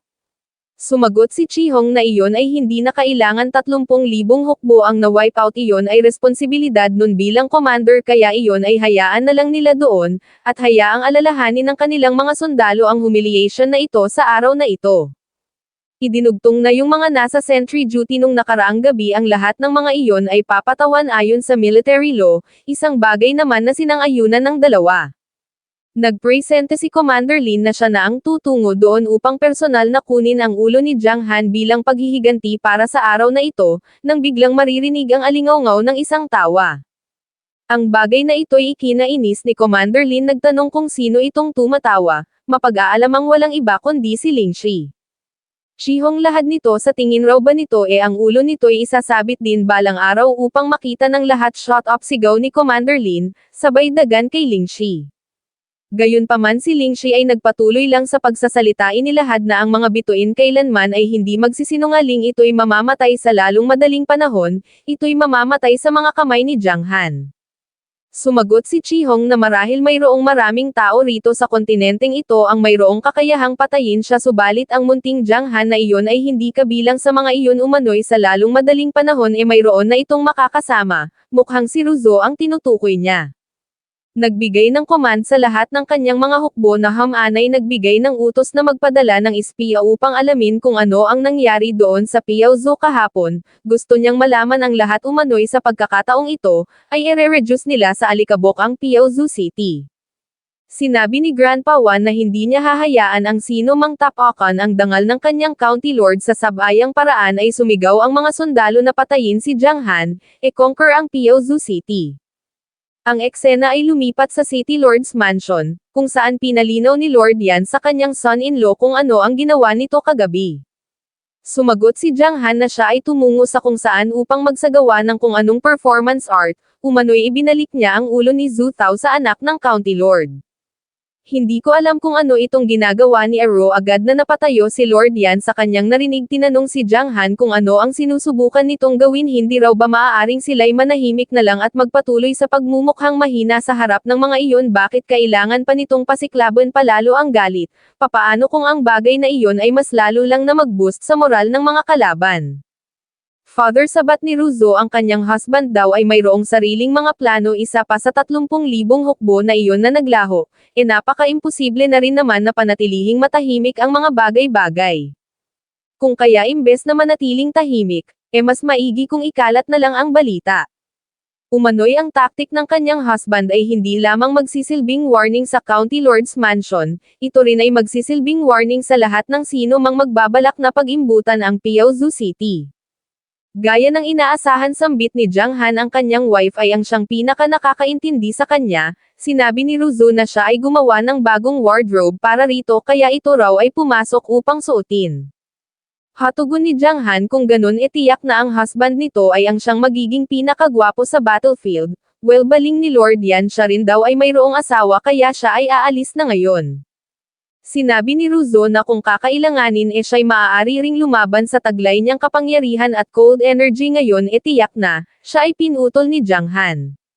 Nagtanong kung ano itong pinagsasasabi nito sa kasalukuyan nitong kondisyon, hindi ito maaaring gumamit ng cold energy ng malaya. Ang bagay na ito ay trivial lamang, hinihintay niya lang na ito ay matapos, dahil kapag ang lahat ng ito ay natapos na, ito'y tutulungan niya ng makarecover nang sila'y makagawa na ng mga baby. Fine, tugon ni Ruzo, subalit kung talagang gusto nitong gumawa ng baby, bakit ito tumakbo nung nakaraan? Ubo ni Jiang Han, ang lagay daw kasi tinitingnan niya lang ang long-term sustainability, isa pa ito ay hindi isang bagay na gusto niyang gawin sa loob lang ng 1 o 2 beses. Kasabay ng pagdiin palapit ay sinabi ni Ruzo na mayroon na siyang nakitang ilang mga teknik sa libro, kaya kahit na siya ay mayroon pang cold physics sa tingin niya ay magiging ayos lang. Kung kaya pagkatapos ng digmaang ito hayaan nitong pagsilbihan niya ito, hindi niya na mahahayaang ito ay magpigil pa, dumiin sa balikat. Grabe, sambit ni Jiang Han sa kanyang isip, ang ganito kaseryoso na asawa, ano pa raw ba ang mahihiling niya? Ruzo, hindi na raw nito kailangang isipin pa ang patungkol sa mga bagay na ito sa ngayon, dahil once na putol ni Ruzo iyon naman daw ay hindi niya iniisip, ito raw ay magpahinga na. Kasabay ng paghakbang ay idinugtong na once na masuot na nito ang robe, ito'y wag na nitong habulin pa, pagkalabas ay isinarado ang pinto. Napakalamig, sambit ni Jiang Han sa kanyang isip, napatanong kung ano ito raw ba ay isang ron na inukit gamit ang innate cold energy. Silly girl, so binabalak nitong itago mula sa kanya, dapat daw na alam nito kung ano ang kakayahan ng husband nito. Ilang sandali pa sa loob ng kanyang silid ay inilahad ni Ruzo na siya'y halos na sa kanyang limits, na gayunpaman, kailangan niyang mag-hold sa loob ng at least ilang araw. Pagsapit ng gabi ay tumungo si Jiang Han sa Black Wind Camp, inilahad sa kanyang isip na ayon sa mga reports, ang kanilang mga kalaban ay mayroong 3 Marquis of Martial Arts Realm experts. Ang agwat sa pagitan ng kanilang fighting strength ay napakatindi pa rin kapag ang mga iyon ay umatake ng sabay, 10% lang ang tsansa na mayroon sila upang manalo. Kahit na hindi sinasabi ni Ruzu napakahalatang iyon ay nag-aalala ng husto subalit mayroon pa ring natitirang paraan, agad na inactivate ang Mystic Yellow Spell of Blessing. Ilang sandali pa ay inilahad na bukas, ang mangyayaring laban ay labanan hanggang kamatayan. Sa sumunod na araw ay dumating na ang hukbo ni Chihong sa gate ng Piaozu City sa itaas ng wall ay inilahad ni Lord Yan na ang mga iyon ay narito na, nagbigay ng signal si Chihong sa kanyang hukbo.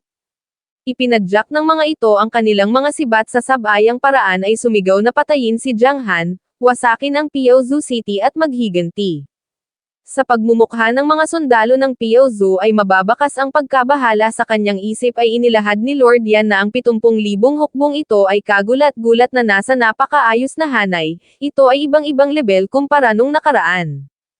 Idinugtong kay Jiang Han na ang lahat ng ito ay salamat dito, ang moral ng mga ito ay unstoppable na ngayon.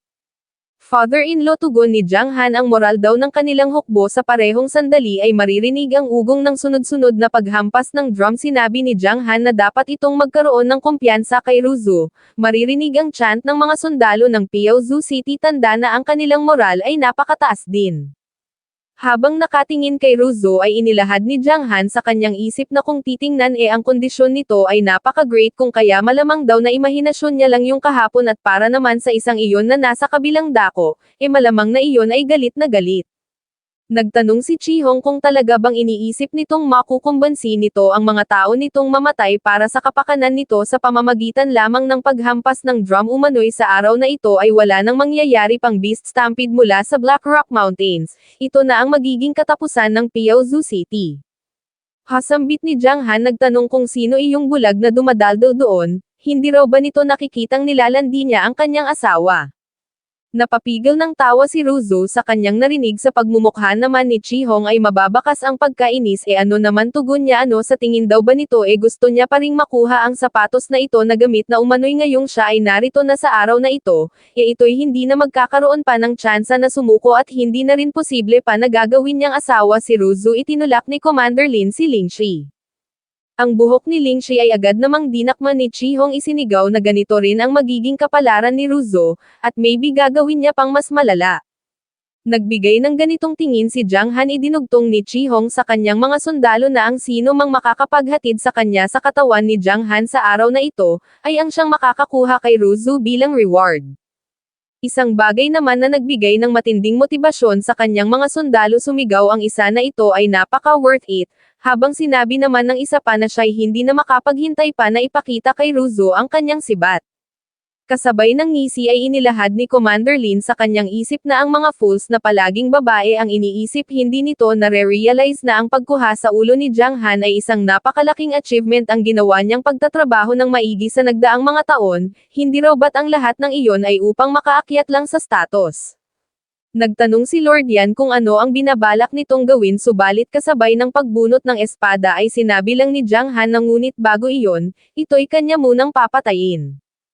Inilahad sa kanyang isip na kapag ang kanilang army ay nag-all out sa pagharap sa mga ito tiyak na sila ay matatalo kung mayroon mang isang breakthrough point sa kanyang isip ay inilahad ni Chihong na upang mahuli ang lahat ng mga bandido, kailangan munang hulihin ang ringleader. Ito ay napakadali lang na provoke ng ganun-ganun lang ay susugod na agad so talaga raw palang si Ruzu ang kahinaan nito, napaka-foolish para rito na gawin ang ganito katinding bagay para lamang sa isang babae.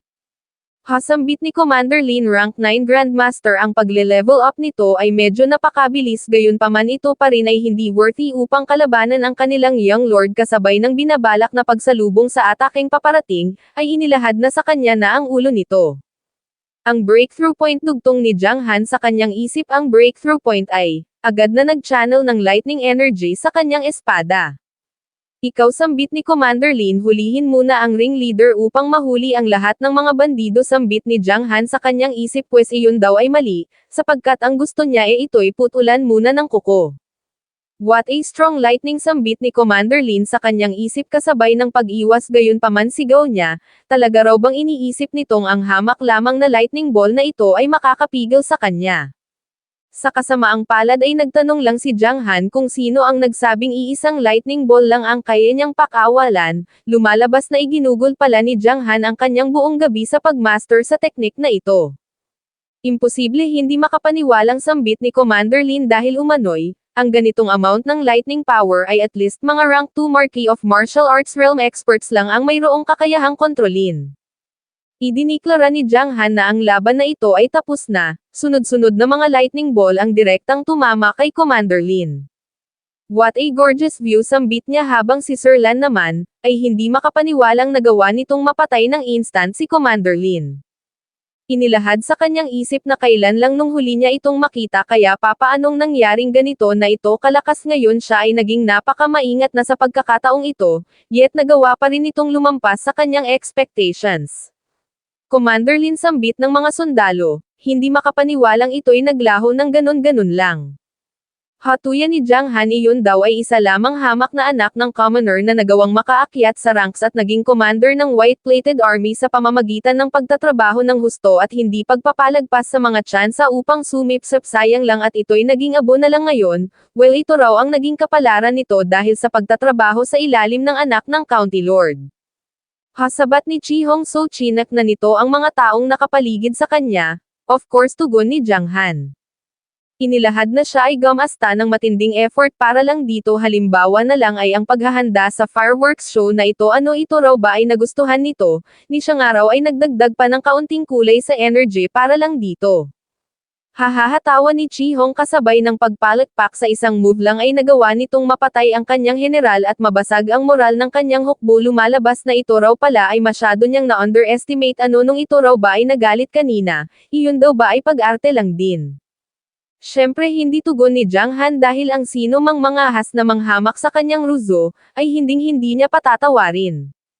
Hasambit ni Chi Hong marahil nagawa raw nitong makaimbak ng ganoon katinding lightning balls subalit ang pakawalan ang lahat ng mga iyon in one shot ay malamang nagumasta ng napakatinding vitality ito ay nasa dulo na ng tali ngayon kung kaya, sa anong basihan naman ba nito naisip na ito'y mayroon pang kakayahang siya'y labanan ngayon. Darling sambit ni Ruzo siya raw ay sasayaw para rito sumagot si Jiang Han kay Chi Hong na base sa facts na siya ay mayroong asawa habang ito ay wala.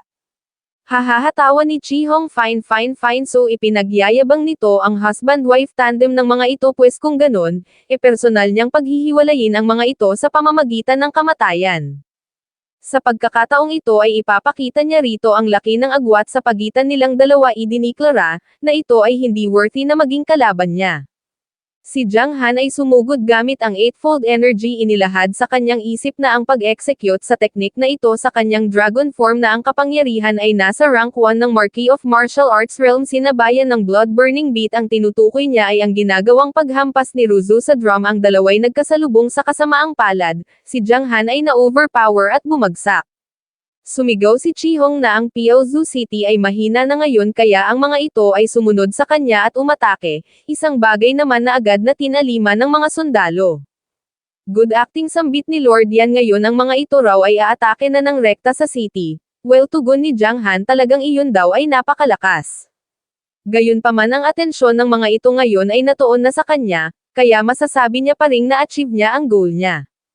Well sambit ni Chi Hong hindi raw ba't ang mga ito ay mayroong powerful na crossbow kaya kapag ka ang mga ito ay hindi pa umatake sa distansyang ito ngayon, magiging huli na para sa mga ito. Idinugtong sa kanyang isip na ang mga kalasag ng kanyang white-plated army ay gawa mula sa isang specially refined na metal ito ay isang heavy armor, na mayroong nakaukit na mga defensive runes. Kung kaya kahit na gaano pa kalakas ang crossbow ng mga ito, ang mga palaso ay hindi tatagos sa kanilang panangga. Heavy shields patanong na sambit ni Jiang Han well the more na ito ay mas heavy the more na much better ang magiging effects umano'y ilang hakbang na lang at matapos nga ang ilang hakbang, ay mayroong kung anong bagay na naapakan ang mga sundalo ng County Lord's Mansion. Sunod-sunod na mga pagsabog ang naganap isang bagay naman na ikinaalarma ng mga nasa likuran na kapag pa siya na umatras. Sa itaas ay napatanong si Chi Hong kung ano ang bagay na iyon ang akala niya raw ba crossbow lang ang trump card ng mga ito, muling nagsalita si Jiang Han. Nilinaw na ito ay ang iron-blooded Ghost King Spike Mines na modified gamit ang Technobits. Idinugtong sa kanyang isip na nung kinlear nila ang battlegrounds, ito ay pina-set up niya sa 7 Kills Army. Ang first row ng trigger plates ay minodify na sumabog kapag nalapatan ng pressure, then ito ay mag-trigger sa mga normal spikes na nasa likod, huhulihin ang mga kalaban sa gulat. Ang mismong effect na ito ang gusto niyang mangyari. Nung nakaraan ay sinadya nilang ang mga god-killing crossbow lang ang gamitin, nang ang mga kalaban ay maghanda lang laban dito gamit ang mga heavy armor at shields. Gayunpaman sa araw na ito ang lahat ng isinagawa niyang aksyon ay sa ere upang doon matuon ang atensyon ng lahat, at walang anumang mapansing kakaiba sa lupa. Ano dugtong niya sa kanyang isip kasabay ng pag-consume ng 3 pills, ano iniisip daw ba talaga nitong ang sadya niya lang ay ang patayin ang isa sa mga general nito, subalit ang hindi nito alam, ang pakay niya ay ang buong army nito. At once na ang mga spike mines ay sumabog na ang sitwasyon ay magiging pabor na sa kanila, agad na nag-command na magpakawala ng mga palaso. Dali-daling nagsitakbuhan ang mga sundalo ni Chi-Hong sapagkat yung nangyaring sunod-sunod na pagsabog ngayon lang ay nagdulot upang mabitawan nila ang kanilang mga kalasag. Idinugtong ni Jiang Han na ang bawat hakbang na isinagawa ng mga ito sa araw na ito ay saklaw ng kanyang kalkulasyon, at sa pagkakataong ito, siya ay lalapit mula sa ilalim ng lupa. Sumigaw si Chi-Hong na manatili sa formation sapagkat sa ngayon ay tiyak na wala nang natitira pang mga mines. Ang mga ito ay rumekta na sa city wall, oras na upang pabagsakin ang Piaozu City. 7 Kills Army at Black Scaled Army, sigaw naman ni Jiang Han kasabay ng pagsugod. Ang mga ito ay sumunod sa kanya at patayin ang mga kalaban, protektahan ang Piaozu City. Everyone, sigaw naman ni Ruzo, ang mga ito raw ay bumalik ng matagumpay. Sinabi ng isang member ng 7 Kills Army na sa araw na ito ay hindi ma-invade ang Piaozu City, nabigla ang mga sundalo ni Chi-Hong nang makakita ng kalbo. Sinabi ni Jiang Han na ang 70,000 hukbo nito ay napuksa na umatake gamit ang 12 Lotus Strikes kasabay ng pagsalag, ay sinabi ni Chi-Hong na ang magiging losses nito ay magiging kasing tindi. Nagtanong kung hanggang kailan ba sa tingin nito magtatagal ang mga tao nito. Isa pa talaga raw bang iniisip nito, na siya ay matatalo nito sa pamamagitan lamang ng pag-consume ng ilang mga pills. Sa puntong ito ay ginamit ni Jiang Han ang ninefold energy, inilahad na sila ay hindi matatalo. Sinabi ni Sir Lan na hindi nila mahahayaang umangat pa ang moral ng mga ito, inutusan si Grandpa Wan na patayin si Jiang Han ngayon din. Gayunpaman mayroong espadang sumalubong kay Grandpa Wan, at napansin niyang ang sword strike na ito ay nasa state of unity level na. Mapag-aalamang ito pala ay walang iba kundi si Uncle Jiang. Inilahad na ito'y pinagmamasdan niya lang, sinabihan si Grandpa Wan na ang magiging kalaban nito ay siya. Nagtanong si Grandpa Wan kung talaga bang iniisip nitong hindi mapapatay ng Young Lord si Jiang Han nang wala siya umano'y sadyang, ayaw lang nilang gamitin ng maaga ng Young Lord ang kanyang kapangyarihan. Kasabay ng pag-release ng matinding enerhiya ay inilahad ni Chi-Hong na siya'y hindi na magbibigay pa ng anumang tsansa sa pagkakataong ito. Ano, sambit naman ni Jiang Han sa kanyang pagkabigla, hindi raw ba't ito ay ang Evil King's Eye? Nagawa niyang masalag ang ataking paparating, gayunpaman, ang kanyang espada ay nabasag. Sa puntong ito'y binitawan na ni Ruzo ang kanyang pwesto, agad na nag-rush sa kanyang pag-aalala. Sa parehong sandali ay mayroong lumitaw na energy barrier sa harap ni Jiang Han, napatanong sa kanyang isip kung ito ba ay dulot ng war robe na ibinigay ni Ruzo sa kanya. Isang pagsabog ang naganap. Sinabi ni Chi-Hong na ito ay lubhang napakadali, muling nagsalita si Grandpa Wan. Inilahad na maging siya ay nangangilabot din sa takot sa harap ng Evil King's Eye ng Young Lord. Ngayon ang mga ito ay wala ng anumang tsansa. Sa pareho ring sandali, ay muling umangat ang moral ng mga sundalo ng County Lord. Hasambit ni Chi-Hong, ano, nagagawa pa rin itong makagalaw pagkatapos ng atake niyang iyon? Well, tugon ni Jiang Han kasabay ng pag-ubo, ito raw ay isa lamang ordinaryong robe na ginawa ng kanyang asawa para sa kanya. Hindi niya lubos maisip na ganito pala katindi ang pagpapahalaga ng kanyang asawa para sa kanya na umabot na sa puntong siya'y nakakaramdam na ng hiya. Well, kung iisipin mo raw ng maigi, kung hindi dahil dito, malamang sa malamang na siya ay hindi makakapang-asawa ng ganito kainam na babae. Idinugtong sa kanyang isip na malamang na ito ay naiinggit na ng husto ngayon. Gayunpaman, kung hindi lang dahil sa robe na ibinigay ni Ruzo sa kanya malamang na naging katapusan niya na, siya ay hindi makapaniwalang ang taong ito pala ay nag-practice ng isang forbidden arts na gaya ng Evil King's Eye. Sinabi ni Chi-Hong na sa araw na ito, ay ipapakita niya sa babaeng iyon na ang ginawa nung choice ay mali. Upang makultivate ang Evil King's Eye, ang isa ay kailangang makahanap ng isang mata mula sa isang malakas na buhay na cultivator na ang level ay at least nasa Marquee of Martial Arts realm at ang mata nito ay transplant sa gitnang bahagi ng noo. Kung gaano kalakas ang cultivator ay ganoon din kalakas ang kapangyarihan na makukuha at bukod pa doon, ang Evil Eye ay kailangang pakainin ng vitality at lifeblood gamit ang espesyal na paraan. Kasabay ng muling pagsugod ay sumigaw si Chi-Hong na ang ancient dragon bloodline nito ay magiging nourishment ng kanyang Evil King's Eye. Sa kanyang isip ay inilahad ni Jiang Han na sa estado nito ngayon at sa Evil King's Eye na taglay nito malamang na ito ay at least nasa rank 4 na ng Marquee of Martial Arts realm. Gayunpaman maaaring ang soul power nito ay hindi nag-increase, pues kung ganon, gagamitin niya ang kanyang soul power upang ito ay durugan. Sa puntong ito ay muling sinugod ng dalawa ang isa't isa, gayunpaman si Ruzu ay bigla na lang pumagitna, sinabihan si Jiang Han na hayaang siya na ang mag-handle mula rito. Ruzu, sigaw ni Jiang Han, ito raw ay kanyang kalaban kaya ito ay tumabi, kaya niya na itong labanan ng mag-isa. Gayunpaman sa pareho ring sandali ay mayroon siyang napansin lumalabas na ang robe pala na suot niya ay mayroong mga restriction runes na nakatago sa loob. Ano ito raw ba ay pinlano na ni Ruzu sa umpisa pa lang? Ang mga runes na ito ay nagtataglay ng mga cold energy, at hindi niya magawang mabasag ng direkta. Idinugtong sa kanyang isip na maaari namang sa kama na lang nito gamitin ang ganitong uri ng skills, kaya bakit sa pagkakataon at sitwasyong ganito pa nito naisip ang gamitin. Darling, lahad ni Ruzu ang ginawa nito para sa kanya at sa Piaozu City ay higit na sasapat kaya hindi niya mahahayaan shoulder pa nito ng mag-isa ang lahat ngayon. Noon pa man ang labang ito ay nakatadhana na para sa kanya kaya natural lang na siya mismo ang mag-settle dito sa pasigaw na paraan, ay nagtanong si Jiang Han kung ano ang pinagsasasabi nito. Umano'y ang jerk na ito ay nagbalak na agawin ang kanyang asawa kaya syempre dapat lang na mayroon siyang gawin. Siya ay pakawalan nito ang ganitong uri ng laban, ay hindi kayang i-withstand ng linglong Snowheart nito. Sa kasamaang palad ay sumagot lang si Ruzu na iyon ay hindi na mahalaga pa sa ngayon. Palagi niyang nararamdaman na siya ay blessed, napaka-blessed na hinihiling niyang manatilit magpatuloy na lang na magtago sa likod nito at enjoy ang pagmamahal nito at pag-aaruga. Gayunpaman, hindi maaaring siya ay magpatuloy lang sa pagtakbo. Sinabi ni Jiang Han na maaari namang ito'y magpatuloy na lang sa pag-asa sa kanya. Biglang sumabat si Chi-Hong, nagtanong kung ang mga ito ba ay tapos na. Inilahad na ang lahat ng pag-e-struggle ng mga ito ay wala nang magiging silbi pa. Magmula nung araw na siya ay nagbalak na mag-propose ang kapalaran ni Yan Ruzu ay nakasil na ang mga ito ay mayroon lamang dalawang pagpipilian, sumuko o mamatay. Kasabay ng pagsugod ay idinugtong kay Ruzu na wag itong mag-alala dahil sisiguruhin niyang ito'y mamamatay sa pinakamasakit na paraan, ganito ay magsisisi sa maling choice na ginawa nito. Kasabay ng pag-activate sa kanyang linglong Snowheart ay sinabi ni Ruzu na kailanman ay hinding-hindi niya pagsisisihan ang ginawa niyang choice. Na bigla si Chi-Hong sa kanyang napansin, sapagkat lumalabas na ang cultivation level pala ni Ruzu ay nasa rank 4 na ng Marquee of Martial Arts realm. What a terrifying cold energy! Dagdag niya pa kasabay ng pag-perform sa kung anong teknik ay sinabi ni Ruzu na kumpara kay Jiang Han. Sa kanyang isip naman, ay inilahad ni Jiang Han na kailangan niyang makawala rito ng mabilis. Ang linglong Snowheart ni Ruzu ay isang ticking time bomb na maaaring sumabog anumang oras.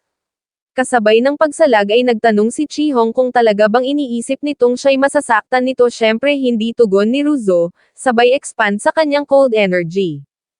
Ito ay lubhang napakadali. Lahad ni Ruzu. Hay buntong hininga ni Jiang Han. Mukhang sa muli ay nagawang mabaligtad ng kanyang asawa ang takbo ng laban, subalit sa totoo lang, papaanong nangyaring ito ay ganito kakalmado sa ganitong uri ng sitwasyon? Wow, sambit ng isang sundalo. Matagal-tagal na rin daw nilang hindi nakikitang lumalaban ang Chief Commander. Idinugtong ng isa pa, na ang Chief Commander ay lubhang napakamakapangyarihan. Ruzu, sigaw ni Chi-Hong, talaga rong ito ay punong-puno ng surpresa, pues kung ganon, ito'y bibigyan niya ng malaking regalo. Wifey, sigaw ni Jiang Han, ito raw ay tumigil na, ang nagawa nito ay sapat na, ito raw ay bumalik na, subalit sumagot lang si Ruzu na wag itong mag-alala dahil alam niya ang kanyang limits.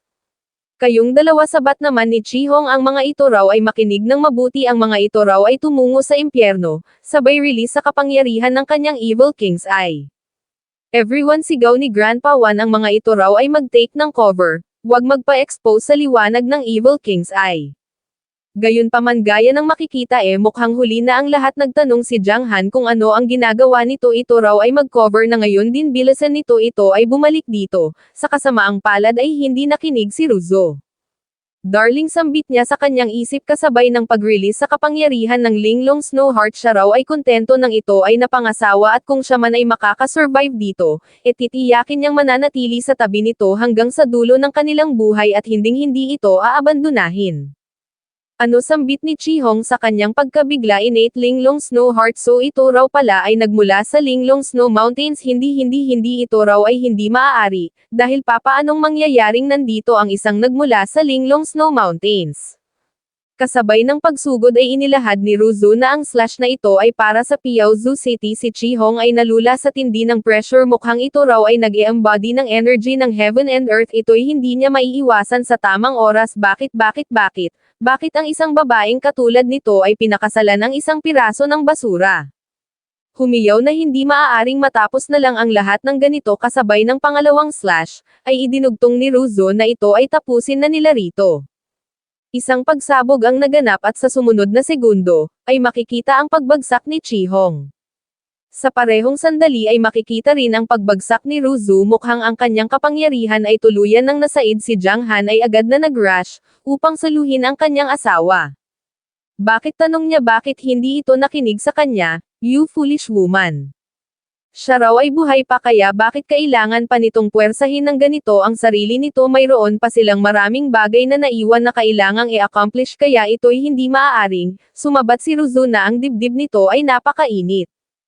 At since ayaw nitong i-consummate ang kanilang marriage ito raw ba ay manghihinayang sa natitirang parte ng buhay nito, sa emosyonal na paraan ay sumigaw si Jiang Han na ito'y hindi niya hahayaang umalis ng ganito.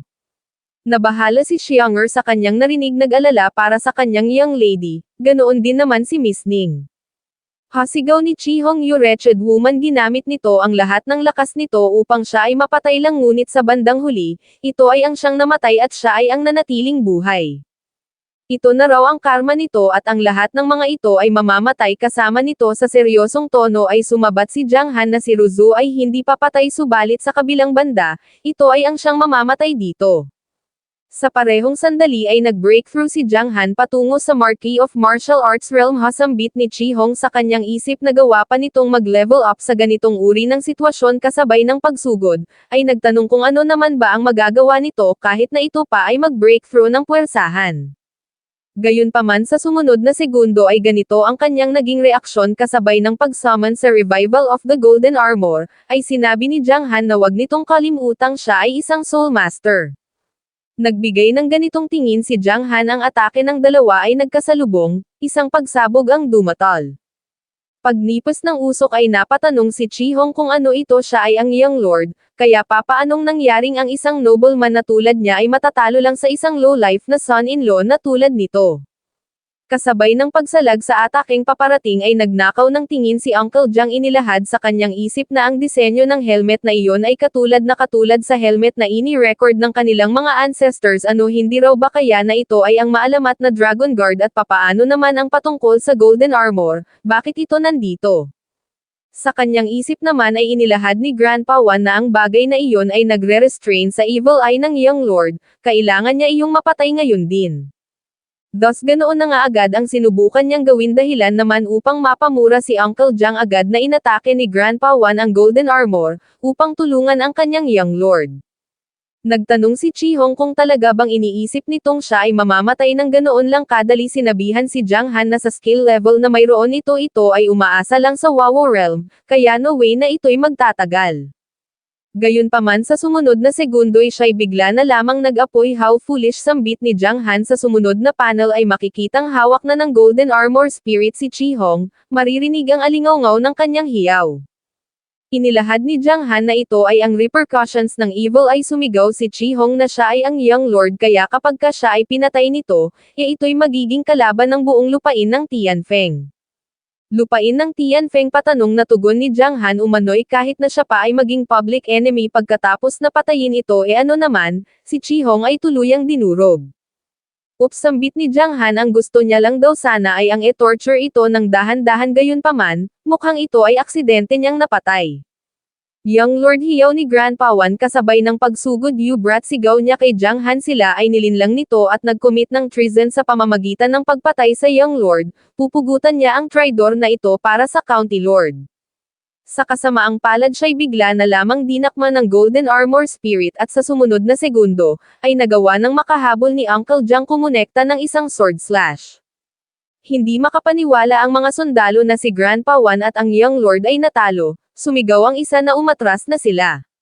Sila ay pinaghahahabol ng 7 kills at dragon-scaled army. Si Uncle Jiang ay humakbang patungo kay Jiang Han, siya raw ay humihingi ng tawad, iyon ay hindi niya nagawang mapigilan at muntik nang, Uncle putol ni Jiang Han, ang ginawa raw nito ay good job na.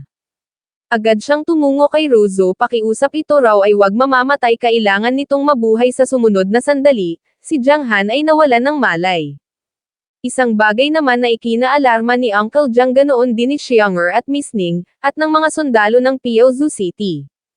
Pagkatapos na makapasok ni Jiang Han sa Wawo Realm o Marquis of Martial Arts Realm ay sinunog niya ang kanyang kaluluwa gamit ang matinding amount ng enerhiya at ginamit ang isa sa 7 secret soul techniques, ang tinatawag na Revival of the Golden Armor. Gayunpaman, since ang isa sa kanyang 7 kaluluwa ay missing, sa kasalukuyan ang kanyang kaluluwa ay maituturing na kandila sa hangin, maaaring mamatay anumang oras. Sa kanyang diwa ay inilahad ni Jiang Han na kailangan nitong mabuhay. Biglang mayroong kamay na lumapat sa kanyang pisngi. Husband, sambit ni Ruzo, kailangan na raw nitong gumising, ito ay kailangan ng maraming mga tao. Hindi na raw nito kailangang mag-alala pa patungkol sa kanya, siya ay ayos lang. Si Ruzo ay unti-unting naglaho at sa pareho ring sandali, ay nagising si Jiang Han. Teka lang, sambit niya kasabay ng pagbangon, iyon daw ba ay panaginip lang, siya ay buhay, hindi raw ba't dapat na nagkapira-piraso na ang kanyang mga kaluluwa dahil sa ginawa niyang pag-summon sa Golden Armor Spirit na isa sa 7 secret soul techniques ng missing ang isa niyang kaluluwa, kaya papaanong nangyaring siya ay buhay. Pagbukas ng pinto ay nabitawan ni Xiang'er ang hawak niyang timba, agad na yamakap kay Jiang Han, lumalabas na si Jiang Han pala ay nahulog sa koma sa loob ng 5 araw. Hasambit ni Jiang Han, malamang daw na ang nagdaang mga araw ay naging mahirap para rito. Nagtanong, kung nasaan si Ruzo.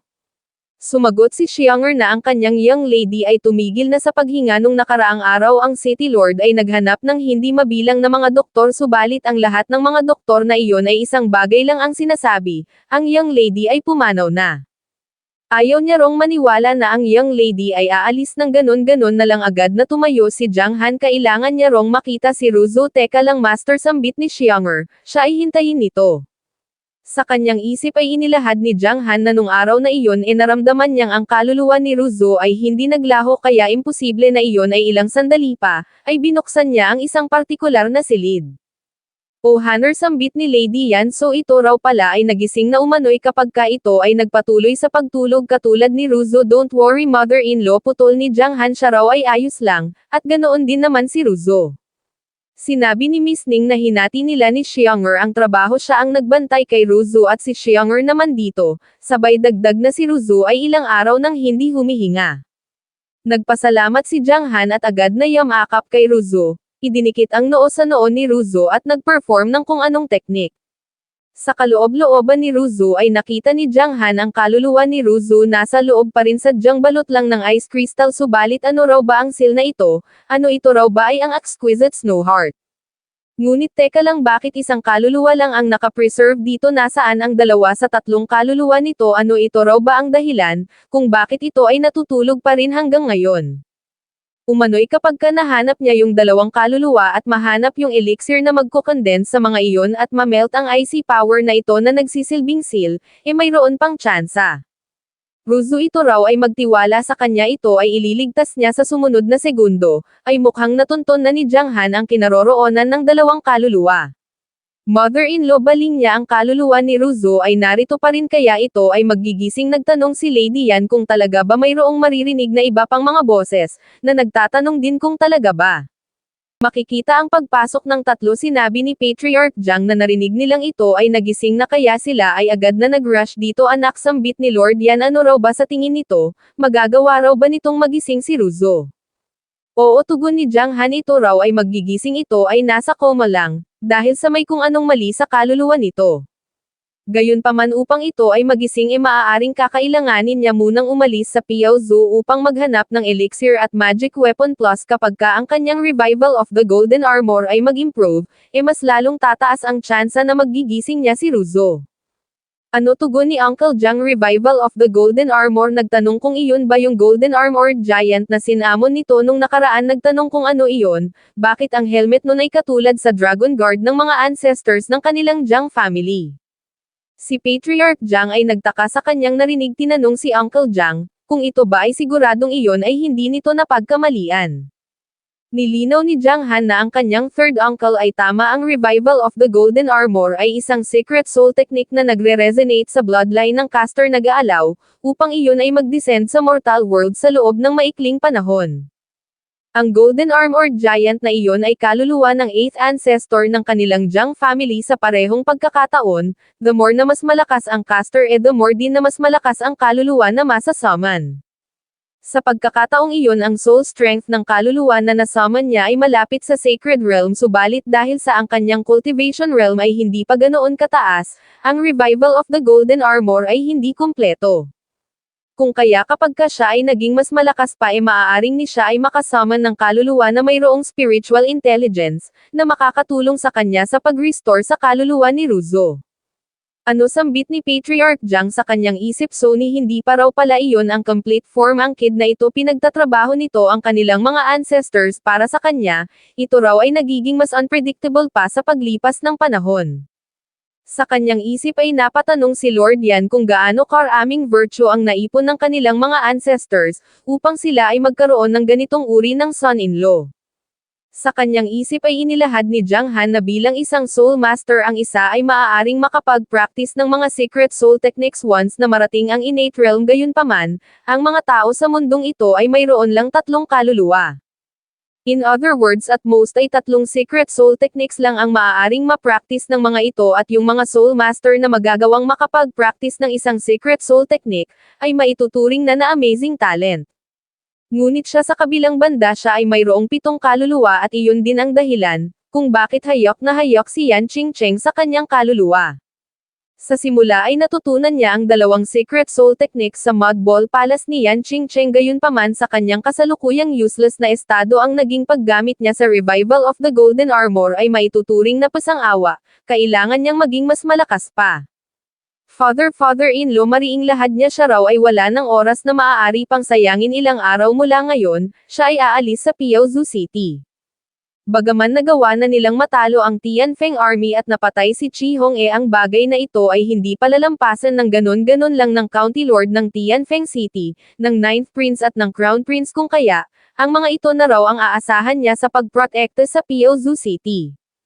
Sinabi ni Lord Yan na maaari itong umalis hanggat kailan nito gusto. Poprotektahan niya ang Piaozu na para bang ang buhay niya ay nakadepende rito, habang sinabi naman ni Uncle Jang at Patriarch Jang na gagawin nila ang kanilang best sa pagprotekta sa syudad, kaya wag itong mag-alala. Alright, tugon ni Jang Han, kung ganun, siya ay aalis sa lalong madaling panahon.